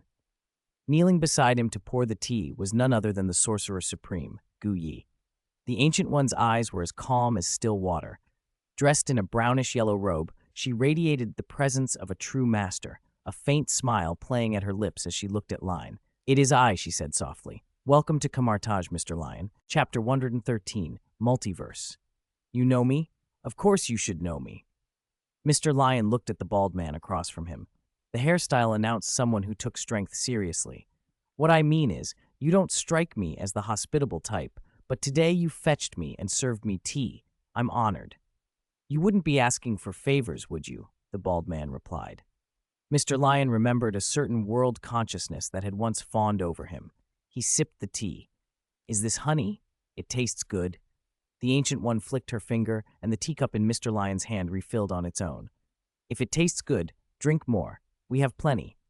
"You don't need to be guarded or suspicious. I ask for nothing," the bald man said. "This is how Kamartaj treats honored guests, welcome and courtesy. I would do the same for strange," the Ancient One said with a smile. Mr. Lion raised an eyebrow. "That's not right. If an atheist like him showed up, you'd give him a stern warning first, wouldn't you?" The Ancient One smiled. "Even then, I'd still serve him tea first." Mr. Lion nodded. "And me? I thought you would have come earlier, Mr. Lion." The Ancient One's smile softened. "For example, after your 18th birthday, or after you returned from space, I've been waiting a long time for you." "Sounds like I've stood someone up," Mr. Lion said, "but I don't remember ever meeting you or making any arrangement." "We haven't met," she admitted, "but you must know the phrase a long spiritual acquaintance. If you wish, then yes, we've been friends for a long time." "If you wish, yes," he replied. "The honor is mine, sorcerer." Mr. Lion cleared his throat and stated his purpose. "I came to learn magic." "All books in Kamartaj are open to you now," the Ancient One said. "Thank you, or maybe I should do something in return? Getting something for free feels awkward." Her smile warmed. "I only have one question." "Go ahead." "How much do you know about the crises our world will face, Mr. Lion?" Dormammu, the Infinity Stones, and Thanos?" He named what little he knew. "You know a lot. Besides that, anything else? And the multiverse crisis? That's what I wanted to talk about. I'm afraid the time for that crisis is very near." The Ancient One's calm words made Mr. Lion straighten. "How so?" "Starting a few years ago, Wenwu's 10 rings began transmitting a special signal beyond our universe. Do you know what that is? The 10 rings transmitting a signal? That shouldn't happen for more than 10 years." Mr. Lion frowned. In his previous life, the MCU storyline hadn't yet reached this point, only as far as Captain Marvel 2, so he only knew fragments and clues. In the films, the 10 rings began to transmit information to the multiverse once Shang-Chi mastered them. If the rings were already transmitting, something didn't add up. Why the time discrepancy, and what information are they sending? "You've used the 10 rings. Do you remember what they give a person?" The Ancient One guided patiently. "Power, energy, and lifespan. Time." Mr. Lion caught the clue and stroked his chin. "Lifespan is time. Time. Multiverse. Could it be that these 10 rings are weapons of a variant of Kang the One Who Remains, the kind of technology that created the Time Variance Authority?" she asked. Mr. Lion's eyes widened in understanding. "The 10 rings might be broadcasting our universe's coordinates to a Kang variant. The multiverse crisis has already begun, and it won't be long before it reaches us here," the Ancient One said. "So our world isn't the main universe, and the main universe's timeline is already more than 10 years ahead?" Mr. Lion asked, alarmed. "That depends on how you define main universe," she replied. "I thought the main universe was numbered 199999, he said, like it was common knowledge. In his previous life, Marvel's movie continuity used that numbering. The Ancient One shook her head, rose, and walked to the center of the inner hall. She extended her hand and drew forth a shifting cosmic map woven from pure energy. In our reality, there is more than one multiverse. Her palm pulsed, and countless black spheres, each representing a universe, appeared in a three-dimensional array. The spheres formed clusters, several groups orbiting each other. There are many multiverses under the Omniverse. We are one of them, she continued. Its designation is 1T9999, and the parallel universes inside it each carry their own labels.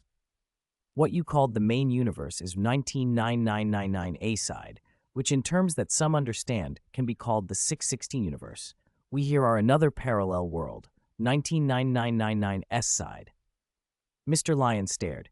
Isn't 616 the comic main universe? Comics? The Ancient One tilted her head. What comics? I mean, shouldn't there be only one 616 universe? Not so, she said. Think of the multiverse like apartment buildings. Each building will have a room numbered 6116. But you're right about one thing. 6116 functions as a benchmark main universe across many perspectives. It's like a model home in a large building. Other universes are compared to it. Among the many buildings in the Omniverse, two are most important right now. The occupants of the other building are much stronger than us. Lion realized she was drawing the distinction between the movie universe and the comic universe, explaining why the movie continuity had sometimes called itself 616s, while comics used 616 as well, but from a different vantage. From the Omniverse's view, the movie Multiverse sat inside number 1T9999, but its inhabitants might regard a certain universe as their 616, a benchmark. He nodded as understanding clicked into place. So our benchmark universe has already entered a multiversal war?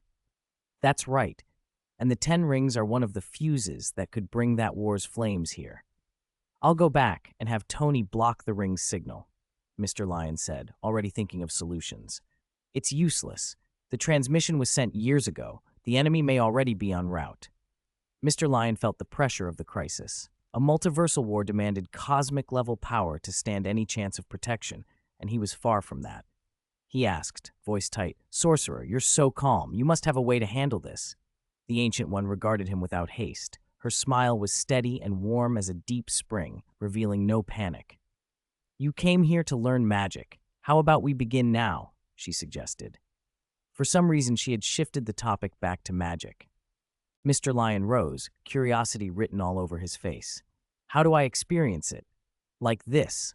The Ancient One struck out her palm as suddenly as lightning, aiming for his chest. Mr. Lion flinched and dodged instinctively. Her palm missed. She followed with another strike. He dodged again. The Ancient One let her hand fall inside. Don't move. With your speed and reflexes, I won't be able to hit you until nightfall. Sorry, it was a reflex. Are you going to use star projection on me? Go ahead, I'm ready. Mr. Lion puffed up, eager. He had long wanted to know what real magic felt like. The Ancient One struck again. This time her palm connected squarely with his chest. A strange sensation rushed through Mr. Lion's heart, as though some invisible restraint were being torn loose. A few seconds later, he blinked at her. Has it started? It's already done, she said calmly. Your physical vitality is enormous, and something is stabilizing your consciousness. It will take more effort. Mr. Lion frowned. Stabilizing ability? Was she referring to his world-traveling talent, the gene self-locking trait, or some other innate protection? He didn't press the question. The Ancient One pressed her palms together and gathered more power. Mordo, who had stood by silently, watched with his mouth twitching in disbelief. He had never seen anyone blunt the Sorcerer Supreme's spell so easily. A surge of universe energy spilled from the Ancient One's hands. This time, her concentration was unmistakably more intense. When she struck, Mr. Lion's soul was wrenched out, but only his upper half. A translucent torso and head floated free while his legs stayed rooted to his body. I can see the back of my own head, Mr. Lion crowed, half amazed, half alarmed. Is this star projection? Sorcerer Ancient One, I want to learn this. His floating self waved its arms and looked down. Wait, where are my feet? Why are my feet still there? He tried to rise, but his lower body held him like an anchor. He could wriggle, and he could even make the lower portion move a little, but he could not float away. Why does this feel like being a ground-bound spirit? His face twisted with a baffled expression. The Ancient One yielded a little smile of resignation. We'll stop here for now. You can try a full projection later. To fully pull his soul free would require yet more power.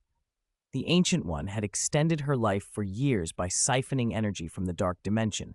If she pushed the spell harder in her current condition, the aura of the dark dimension might leak.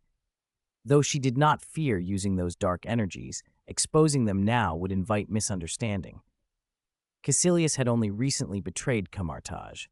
The last thing she wanted was for the other sorcerers to believe the Sorcerer Supreme had embraced darkness. It would shatter morale.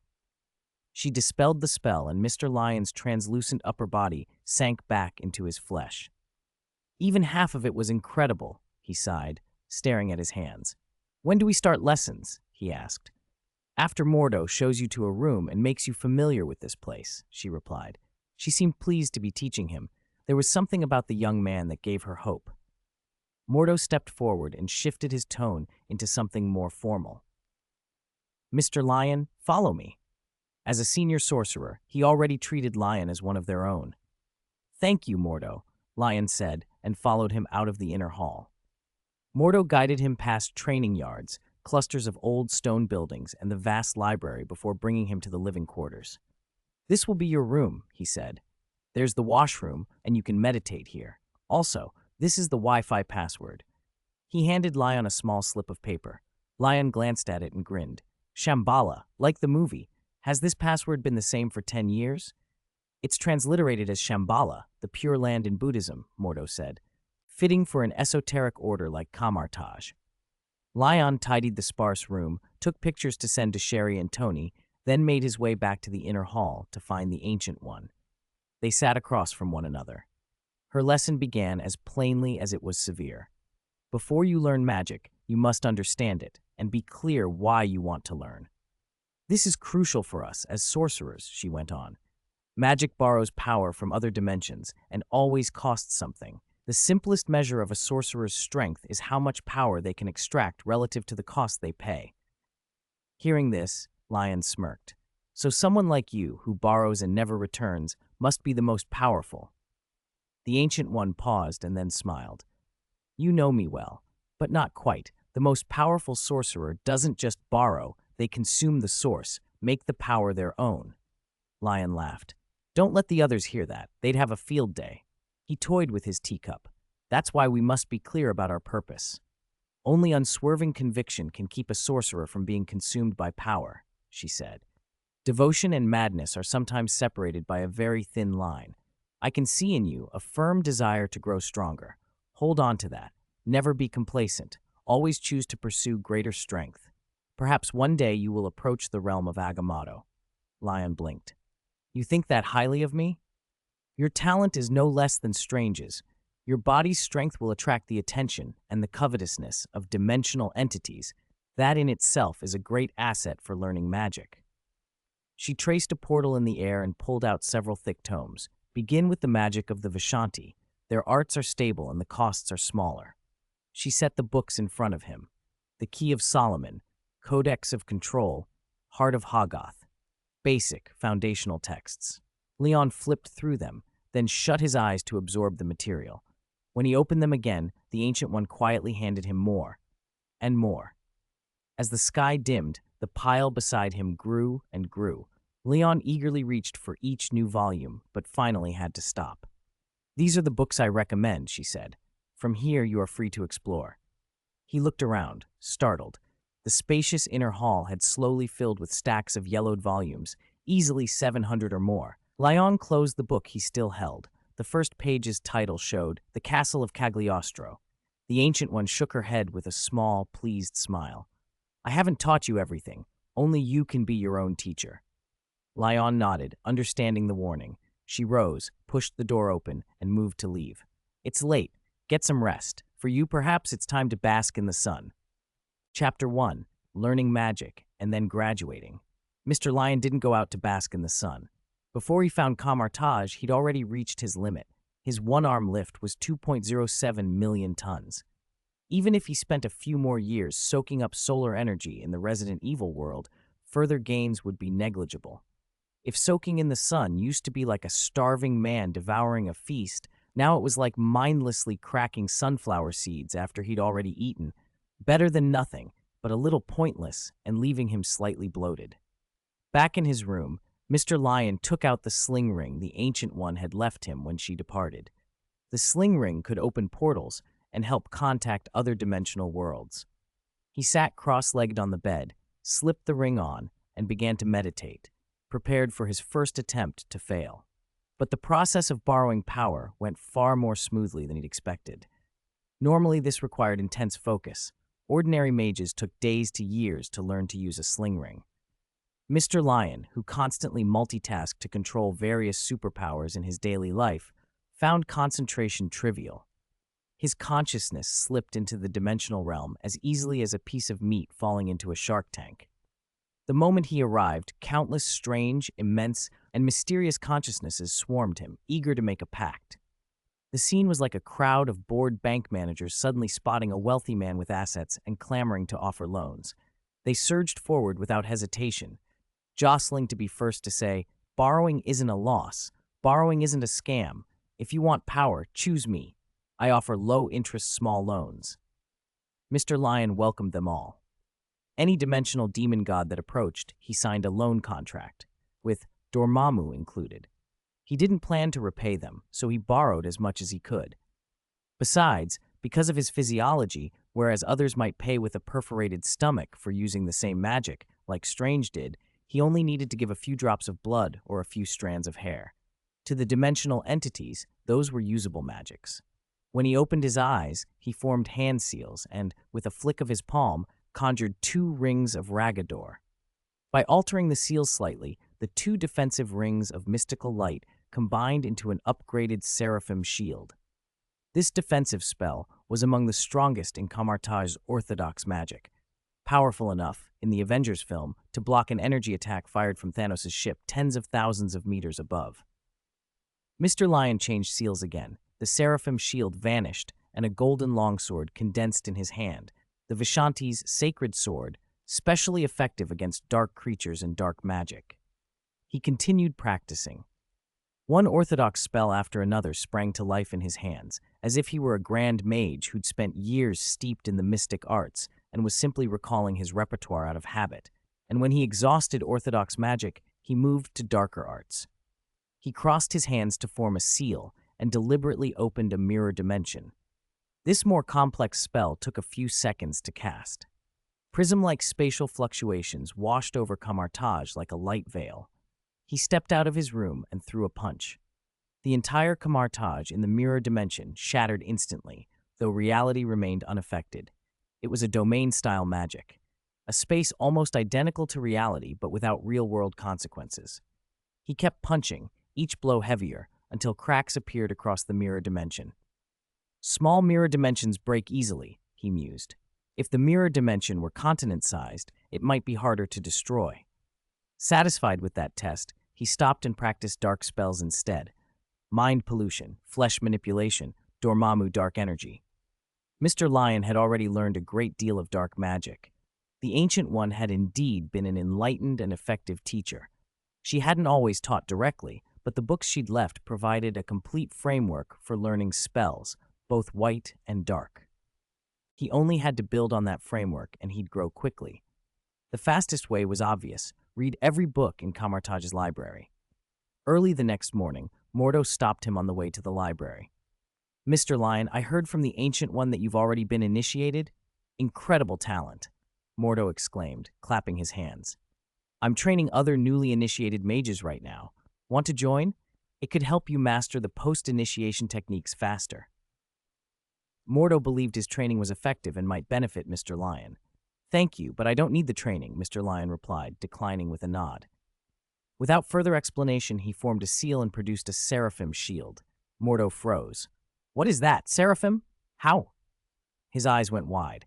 "It's only been a day. How did you learn this?" Mr. Lion shrugged. "It's the result of special tutoring from the Sorcerer Supreme. It was bound to have an effect." "Special tutoring?"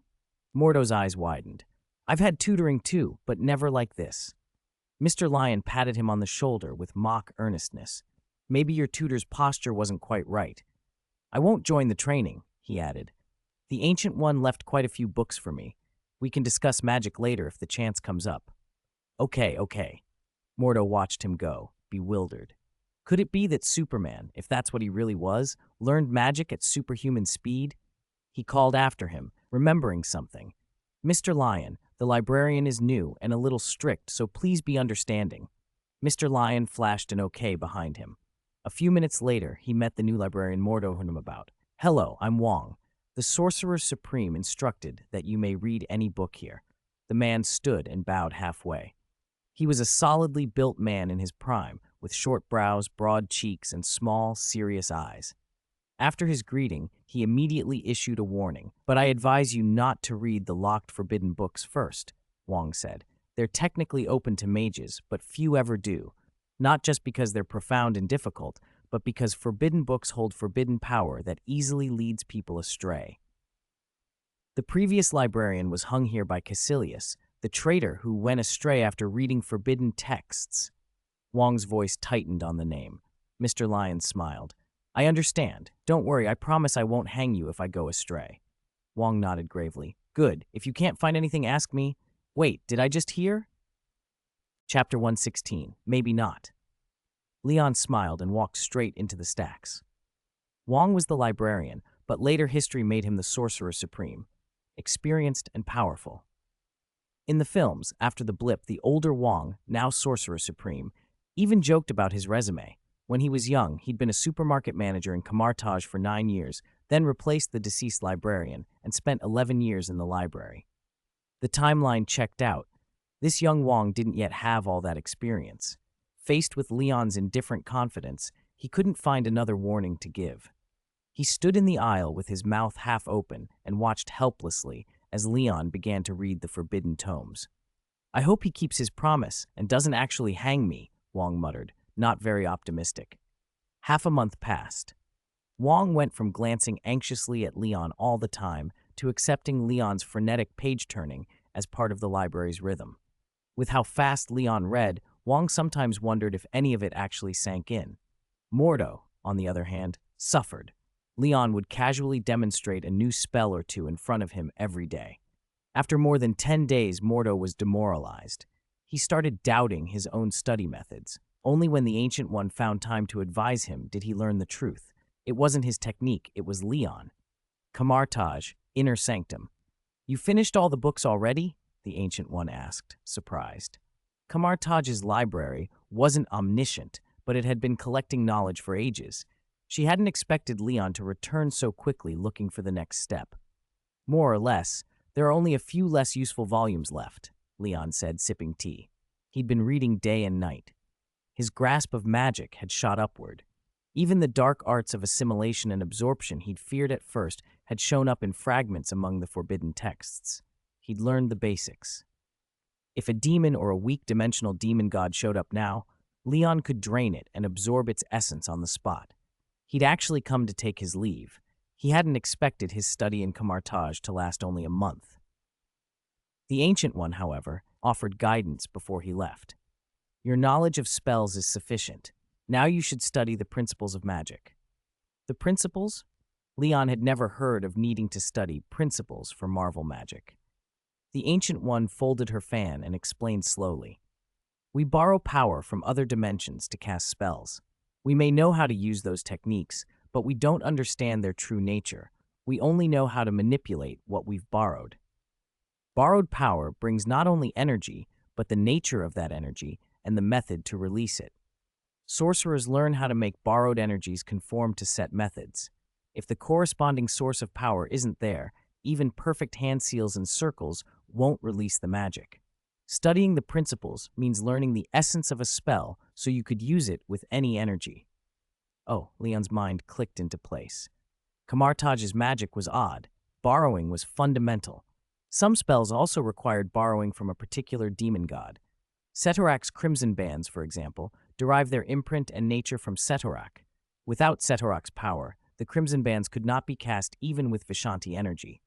Ordinary sorcerers never needed to study principles. borrowing was enough. But Leon's goal was continual strengthening to surpass dimensional demon gods. To reach that, he needed to penetrate the essence of magic and learn to create spells himself. "Where should I start?" he asked. "Begin with Vishanti's magic," the Ancient One said.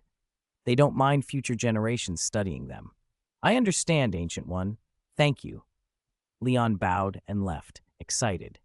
He returned to his small room and, because of the time difference, traveled to the biochemical crisis world to get more uninterrupted research hours.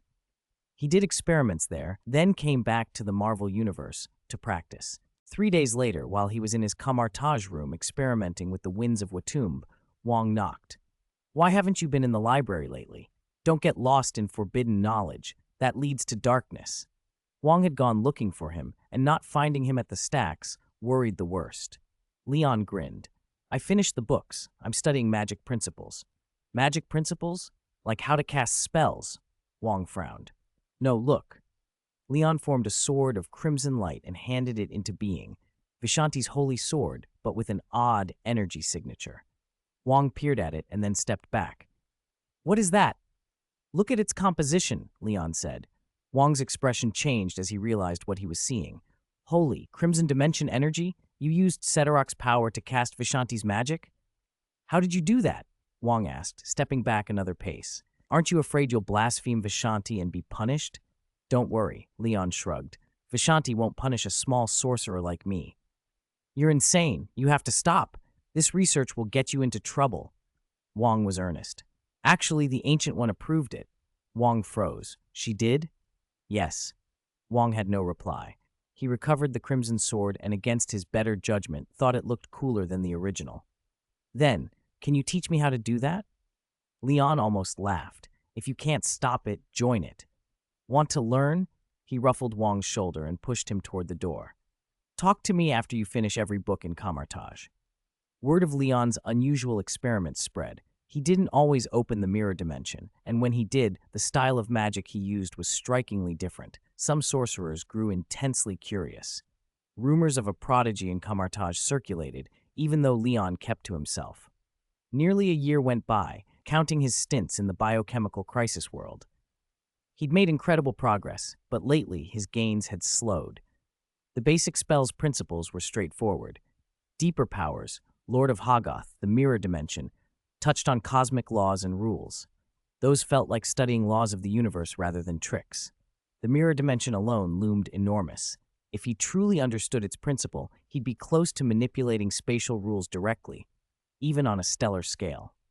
Complicating his research was the fact that he could only probe principles using energies borrowed from other dimensions.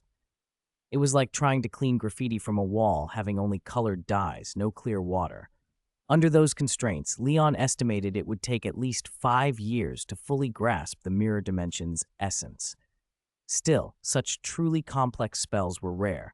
The year had been enough to master the principles of most spells. The obvious shortcut would be to assimilate another energy source, devour a weak dimensional demon god, and incorporate it. Then he could use many spells without the same cost. But Leon recoiled from soul-altering methods. Even the Ancient One had never taken that route. So after long thought, he decided on something else. "It's time to travel to a new world," he told himself. He messaged Tony and the others, then glanced at the Ancient One's position. They exchanged a silent nod through several layers of wards. Leon opened the travel interface for his ability and entered his search terms. Keywords: internal energy source, enhanced Kryptonian genetic potential, no upper limit to extraordinary power, safe during early stages, world successfully anchored, energy required for travel, 99.99% of stamina. Travel confirmed. His stamina drained to almost nothing, and he vanished from the Marvel Universe. Incredible. I clicked too fast. With almost all my stamina gone, what did I just sign up for? Leon's regretful curses echoed alone in the cold room beneath the moonlight. Chapter 117, Starry Sky World. Ah, I feel like I'm going to die. As Leon sliced through the void, his whole body felt empty and aching, as if someone had hollowed him out from the inside. He hadn't felt this hollow since awakening his Kryptonian bloodline. For a moment, he could barely think. When he finally pushed through a thin membrane and entered the new world, able to move again, He was pale and hollow-eyed. "Sun, hurry, I need the sun." He opened his eyes weakly, and in the next instant, his face brightened.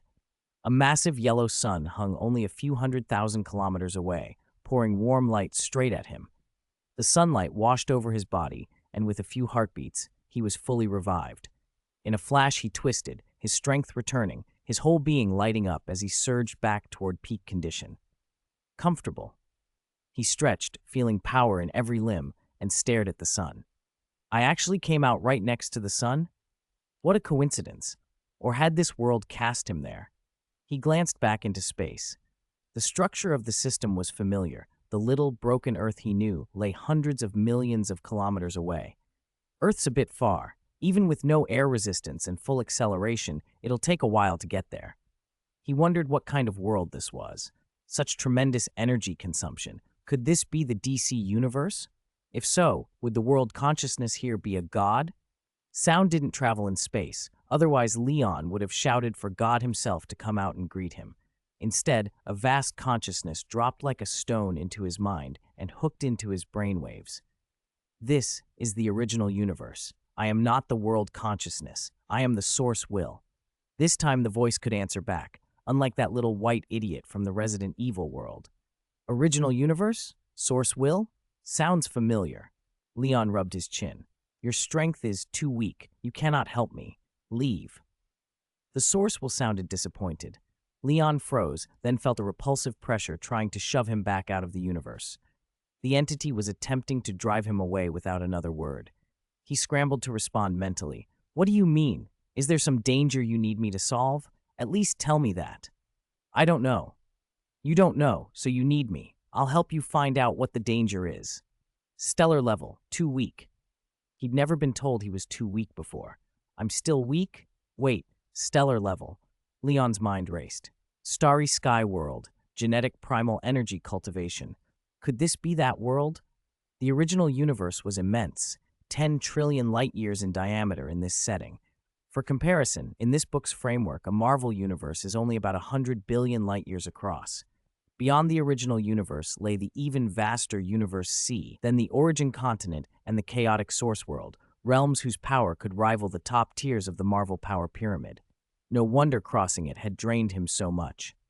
I'm weak now, but I can get much stronger. Trust me, Source will, Leon thought urgently. Trust me. He really wanted to stay. Direct contact with the Source will in a super universe like this was an incredible opportunity. It meant possibilities beyond imagining. It meant being noticed. He hurried to negotiate. Come back when you become a true god, the Source will replied. Leon went still.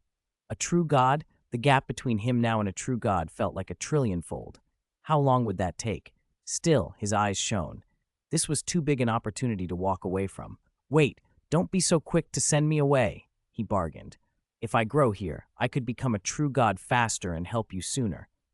The Source will's tone softened. It was remarkable the Source being of such a super world would even converse with a stellar-level nobody like him. Leon figured his world-traveling ability had helped. He pressed the point. You're letting me in, so I must have potential. Give me a chance. The Source will considered for a long moment. You have 300 years, it finally granted. 300 years, more than enough time to learn a great deal. Leon exhaled in relief. You are incompatible with the rules. Do you accept modification? The Source will added. What modification? Leon asked mentally. Source modification, to make you adapt to the supreme rules. All right, do it. He could already guess why. He hadn't been born and raised here. Without adjustment, he might not be able to tap into the cultivation system of the starry sky world. He didn't know what the modification would feel like, but a system that offered steady, reliable growth was too valuable to refuse. In Marvel, power often rose in sudden leaps from chance opportunities. After a surge, it was usually hard to progress further. Here, a path of continuous cultivation promised real, tangible growth. No sooner had he agreed than a vast cosmic current poured down. Leon was wrapped in energy so immense he couldn't see its edges. From Earth, it looked as if part of the sun had been shrouded by dark clouds and arcs of cosmic lightning. The Source will's modification began and ended quickly. It didn't hurt. It was more like sinking into warm spring water. Gentle currents flowed through his cells. His blood seemed to glow gold. His bones were reshaping. Deep within his genes, evolutionary leaps unfolded continuously. Even his soul felt clarified, his mind inexplicably peaceful. When he opened his eyes, a calm, clear message floated into his thoughts. Race, special life gene. Multiplier, 100, innate abilities. Clone, body of light, sunbathing evolution. Temporal biofield. Too strong. Leon's heart raced like when he had first awakened his bloodline. He punched the air and could feel his strength had increased at least 100-fold. The modification the Source Will had spoken of had transformed him. He had become a special life of this world. Not only had his genes been perfected and his powers localized, he had gained innate abilities like cloning and been given a gene multiplier of 100. Leon forced down his excitement and analyzed the changes. Special lives in the original universe were rare, born already powerful with a minimum gene level of 100-fold. They could easily approach eternal longevity and were far beyond ordinary Kryptonians. The inability to reproduce limitation applied only inside the original universe, a restriction to prevent special lives from multiplying uncontrollably. Once Leon left the universe, that restriction would fall away. As for the gene multiplier, in the starry sky world, the base gene strength was 1. The gene multiplier multiplied that base. Each increase effectively doubled a life form's physical strength, energy capacity, and affinity for the laws, an innate talent attribute. Leon's current 100x gene level meant his baseline when he arrived had been multiplied by 100. His single-arm strength, which had been about 2 million tons, was now 200 million tons. Even a small fragment of the Source Will's power could produce earth-shattering change. This opportunity from a super-universe, even a sliver of its favor, had altered Leon fundamentally. Chapter 1. Transformation from the Original Consciousness. Having a clone was an incredibly powerful talent. In the starry sky world, cloning was a gift from the original universe, 3 slots in total. One clone could be nurtured at each of 3 stages: planet, universe, and world master. Life forms with this talent only needed a small sample of tissue containing genetic material to cultivate the corresponding clone. The original protagonist, Luo Feng, had risen to the peak thanks to this very talent. Beyond these newly added abilities, Leon found his Kryptonian bloodline vastly altered. The Source Will's transformation preserved all the traits of his Kryptonian heritage, but adapted them to the starry sky world. Steel Body became Body of Light, turning him into a favored child of light. Suspended in the universe, he could perceive scattered points of light, the trajectories of the law of light. His biofield became a time biofield, gaining the time attribute and making it easier to control and comprehend the law of time within its range. Heat vision and freezing breath were reshaped to fit the world's rules, now talents that enhanced his strength and, more importantly, improved his affinity for laws. He could clearly sense the traces of time, light, fire, and water working through the void. But the biggest surprise was sunbathing evolution. The Source Will didn't change it. If anything, it strengthened it. The genetic shackles that had bound him snapped open. As sunlight poured down, the energy of the entire universe and starry sky seemed to revolve around him and surge inward. With each passing instant, his power skyrocketed. Leon instinctively faced the sun and spread his arms.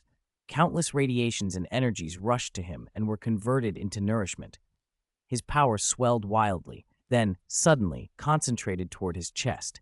There, a transparent rhomboid crystal wreathed in golden flowing light had formed, an original nucleus. He recognized it immediately. The original nucleus was unique to high-level life forms in the starry sky world, the soul's core and the seed of an inner world. It formed during the Source Will's transformation and naturally opened a small inner world inside itself. As soon as the original nucleus was born, it absorbed his soul. From that moment on, unless the original nucleus was destroyed and his soul extinguished, he could use energy to repair his body even if it were shattered. As energy flowed into the original nucleus, Leon discovered a new power. With a thought, he could send this power out of his body, extending it tens of kilometers, and the range kept expanding. Everywhere it passed, clear images appeared in his mind. Telekinesis, he realized. I've awakened telekinesis. Did that make him a mental cultivator by talent? It seemed so. At the same time, as more energy entered, his body began instinctively cultivating the native genetic primal energy according to the universe's rules. His immense power was morphing into the starry sky world's cultivation system. Cultivation here was genetic evolution, evolving genes to form planets and galaxies within the body, eventually developing into a world. Power ranks were named after cosmic bodies: planet, star, universe, and so on. In destructive terms, an ordinary cosmic level could obliterate a continental plate with one blow. A domain lord could raise the oceans and flood the land. A world master's punch could trigger mass extinction.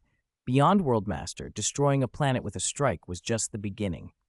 Leon's consciousness sank into the original nucleus. Inside was a vast void like a dantian. Above and below floated a planet each, shrouded in faint light. Were these his physical and mental strengths at the planetary stage? He guessed so, but his power clearly exceeded a simple planetary rating. The soul planet above and the primal force planet below were both skyrocketing. 2, 3, 9 planets. 9 was the limit of the planetary stage. 18 planets in total, 9 above and 9 below, rotated along a cosmic trajectory. Then they flared with brilliant light. Leon saw light and time intertwine and felt them cheering. Boom! The planets erupted, not into fire or debris, but into vast, mountain and sea-like energies that surged and coalesced. That energy condensed into a scorching celestial body, a miniature star. One formed above, one below, representing spirit and body. These weren't mere energy clusters. They exhibited real stellar characteristics: gravity, radiation, temperature. The light from that inner star resonated with his Kryptonian bloodline. The starry sky world system and Superman fit together perfectly. Leon used his biofield to block external sunlight and studied the internal star's effect. Its illumination accelerated his absorption of cosmic energy and sped his recovery after injury, but it couldn't directly strengthen his physical body or instantly restore depleted energy. Kryptonian physiology's sun strengthening was specific. Certain types of suns mattered. An internal star, neither yellow nor red, had only limited effect. He felt a twinge of regret. He couldn't simply bask himself into godhood, but he wasn't disappointed. The starry sky cultivation system improved genes. As his genetic primal energy grew, his genes became finer and his cells absorbed energy faster. His Kryptonian bloodline would be optimized with every breath. He was on the true path of a Kryptonian Superman. With his enhanced genes, his potential wasn't far behind the Superman of the DC Universe. Maybe not Silver level, but certainly not far from a competent Henry Superman. And the genetic primal energy set his Kryptonian bloodline on an evolutionary trajectory of its own. Minutes passed. Leon's power poured wholly into the Devouring system, yet the internal star kept strengthening. Half an hour later, the second mental power star and the second primal force star condensed at once. He had reached the second stage of the stellar tier. Both his telekinesis and his physical strength hit the 400 million ton mark. As his genetic primal energy strengthened, his genes optimized further and his cultivation speed increased.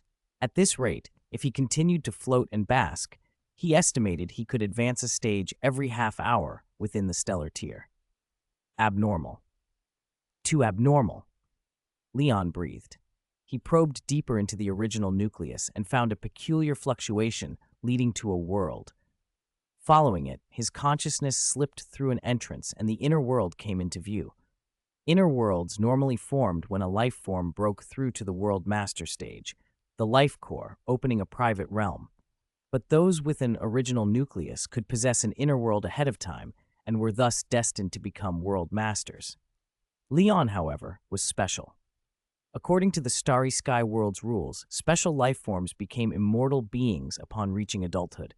If he did nothing but regularly bask in the sun, he would eventually break through to immortality and reach the power of the top-tier Skyfather gods of the Marvel cosmos. But Leon wasn't content with passive ascension.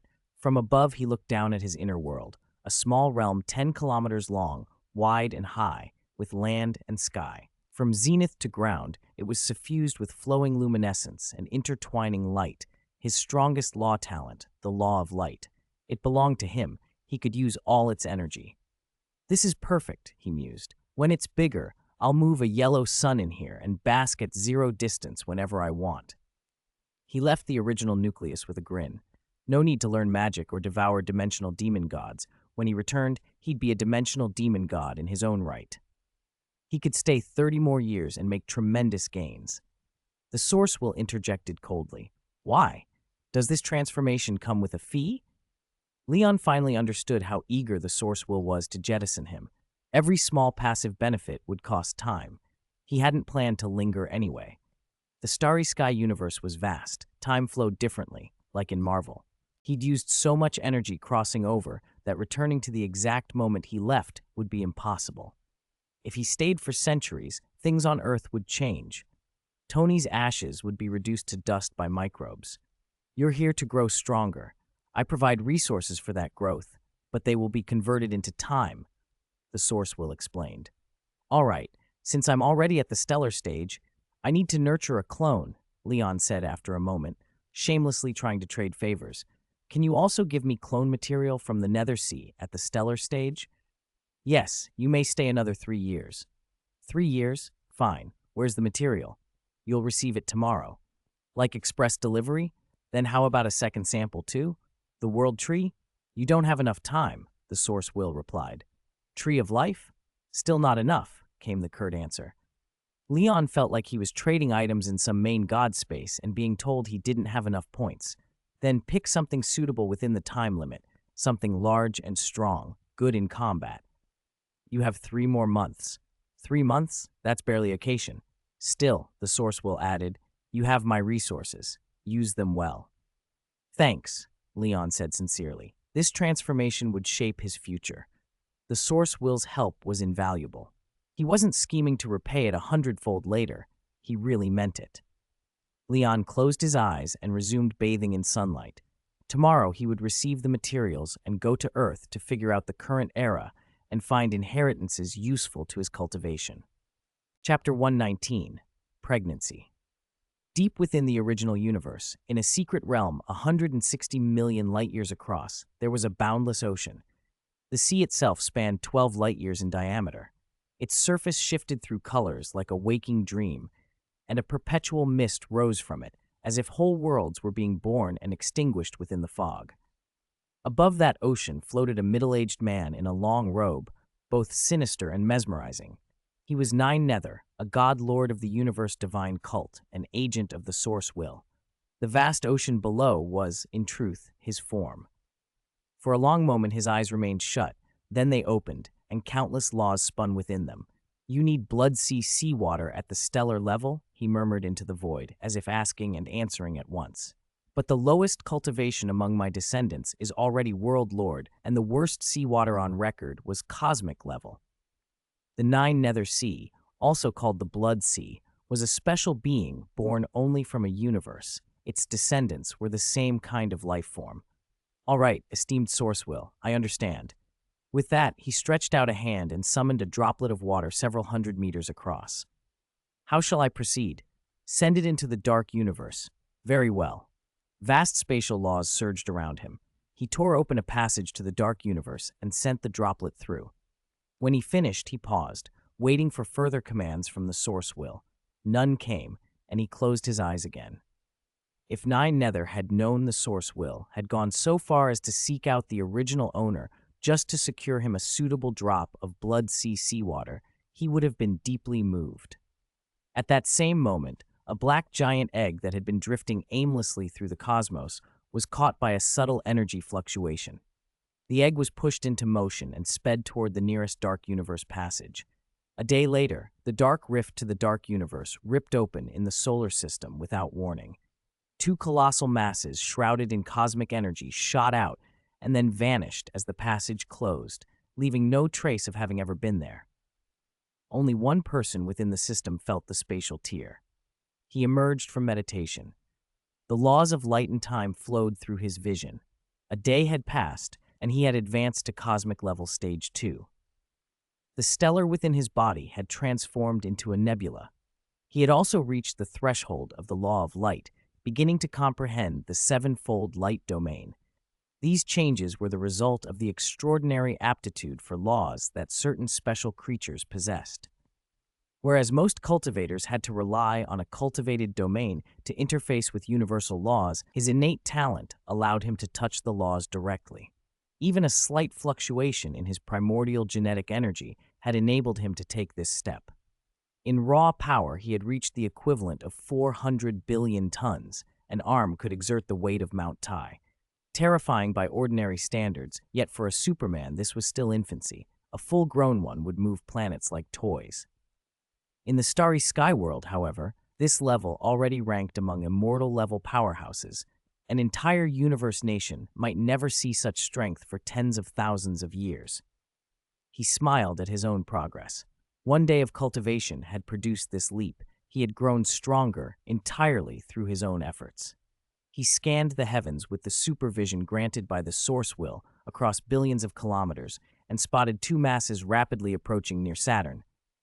"They're here!" he grinned. Instinctively, he raised his right hand and traced circles in the air to cast the mystic art of portals. He could now use his primordial genetic energy or the world power of his inner world to perform mystic arts.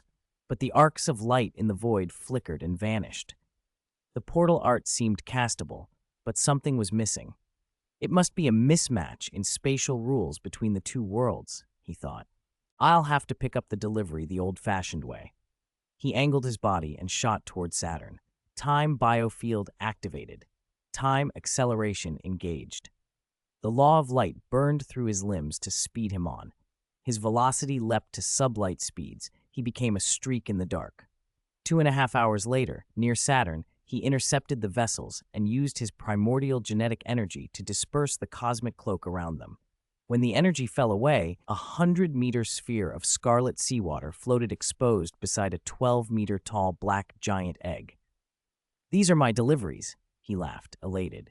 He contacted the source will to confirm, then absorbed the deep red seawater into his inner world. His consciousness sank inward. His inner world expanded with his strength and now measured 600 kilometers across. That was far smaller than Luo Feng's 1,000-kilometer inner world at the cosmic level, but not insignificant. The red seawater hovered in the center, and he poured his world power around it. Countless strands of information streamed into his mind. This is actually a cosmic-level seawater, perfectly matched to my realm. The source will is too considerate. He didn't hesitate. Clone gestation, begin. The innate mystic art clone awoke. The sky and land of his inner world trembled as rolling world energy gathered like storm clouds and surged into the blood sea seawater. In an instant, the seawater evaporated, leaving only the crucial genetic substances suspended in the air. His world power wrapped them and condensed them into a golden, egg-shaped energy sphere. Inside, under the shaping force of his world power, the blood sea's genetic material molded into a strange embryo. All that remained was to wait for it to develop and hatch. The clone would be born. His consciousness received the feedback. Clone gestation has begun. Estimated time, 6,000 years. That can't be right, he frowned. Luo Feng had only required 600 years for a World Lord-level clone. Why was his gestation so long? Then he realized his inner world was too small. In the original tale, Luo Feng's clone had been tens of thousands of kilometers tall, birthed from an inner world 100 million kilometers across. His cosmic-level blood sea clone might only reach a few hundred kilometers tall, but his own inner world measured only 600 kilometers. Trying to gestate such a being in such limited space was like trying to grow an elephant inside a lioness. If it could be born at all, that would be success. He shouldn't expect the shortest possible gestation. Once gestation begins, failure isn't possible, he reminded himself. But 6,000 years is nearly 200 times longer than 2 of my lifetimes combined. I can't wait that long. He clenched his jaw. He had to increase his strength, quickly. Leon exited his inner world and eyed the black giant egg beside him. "Looks like a starry sky torch beast egg," he muttered. "But this breed seems weak." He only collected special life forms. This one felt like a trifle, hardly worth much. But 2 years of stay time for a torch beast clone wasn't a bad bargain. Leon tapped the shell with his right hand. His psychic power slid through the surface. In his mind's eye, he saw an embryo developing inside. Golden horns, golden eyes, sharp scales like the blades of knives, and a pair of iron-hard wings. Jinjiao Torch Beast, he said aloud, stunned. How is it this one? That was the exact creature Luo Feng was supposed to have, the Jinjiao Torch Beast. But Leon already possessed the clone talent of that beast, and his clone talent was tied to his inner world. He couldn't stack another. What use was this egg then? No wonder they only charged him 2.5 years of money. They'd simply accelerated a Jinjiao Torch Beast that was already destined to drift to Earth. Leon had no intention of raising it into a second clone. A chicken rib, useless, he said to the hushed presence of the source will. Can I exchange it? The reply was a flat refusal. He called again, no answer. With a sigh, he tucked the giant egg into his inner world. It was free, and free was better than nothing. I'll keep it for now. If it's useless, I'll give it to Luo Feng later. Good karma, perhaps. He set off for Earth. Luo Feng would become a lord-level super-existence someday. The small Jinjiao Torch Beast could serve as a memento. 2 hours later, Leon shot from Saturn into Earth's atmosphere. He switched on his super hearing, and the chaotic sounds of the planet flooded him. Screams, wails, gunfire. The noises were wrong for Luo Feng's era. Why is it that everywhere I transmigrate, it's always disaster? He asked himself. Above the clouds, he stopped and activated his supervision. During his last transformation, the source will had added spatial attributes to his vision. He could now see through lead. The old limitation, being unable to pierce lead shielding, was gone. His gaze scanned the globe and immediately fixed on 4 strange sights: a tower-shaped spaceship under the Bermuda Sea, a universe battleship resting on the floor of the Pacific, a Zerg-like hive beneath the mist of Shenangjia, and a damaged silver-white ship on Fog Island, off Australia.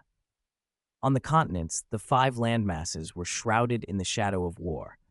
The enemies weren't other humans, but boundless monsters, roaring down from mountains, slithering up from shallows, diving from the sky, assaulting the world's few refuges. He saw not scattered towns, but only 23 large urban strongholds, all under siege. Over loudspeakers and panicked voices, he picked out a date, June 16, 2018. He had arrived decades too early. This was the great cataclysm period of the starry sky world's Earth.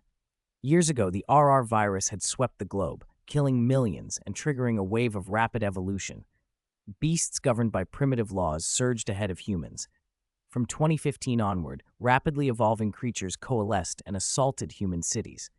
Monsters that shrugged off weapons and even survived fallout evolved, and human forces were pushed back. Only after a global alliance consolidated humanity into 23 gathering points did the front lines hold, barely. Areas outside those havens were abandoned, and setbacks were frequent. What Leon saw was the grinding daily fight those people endured. I could save the world again, he thought. Then he corrected himself. The Starry Sky World's theme was evolution through struggle.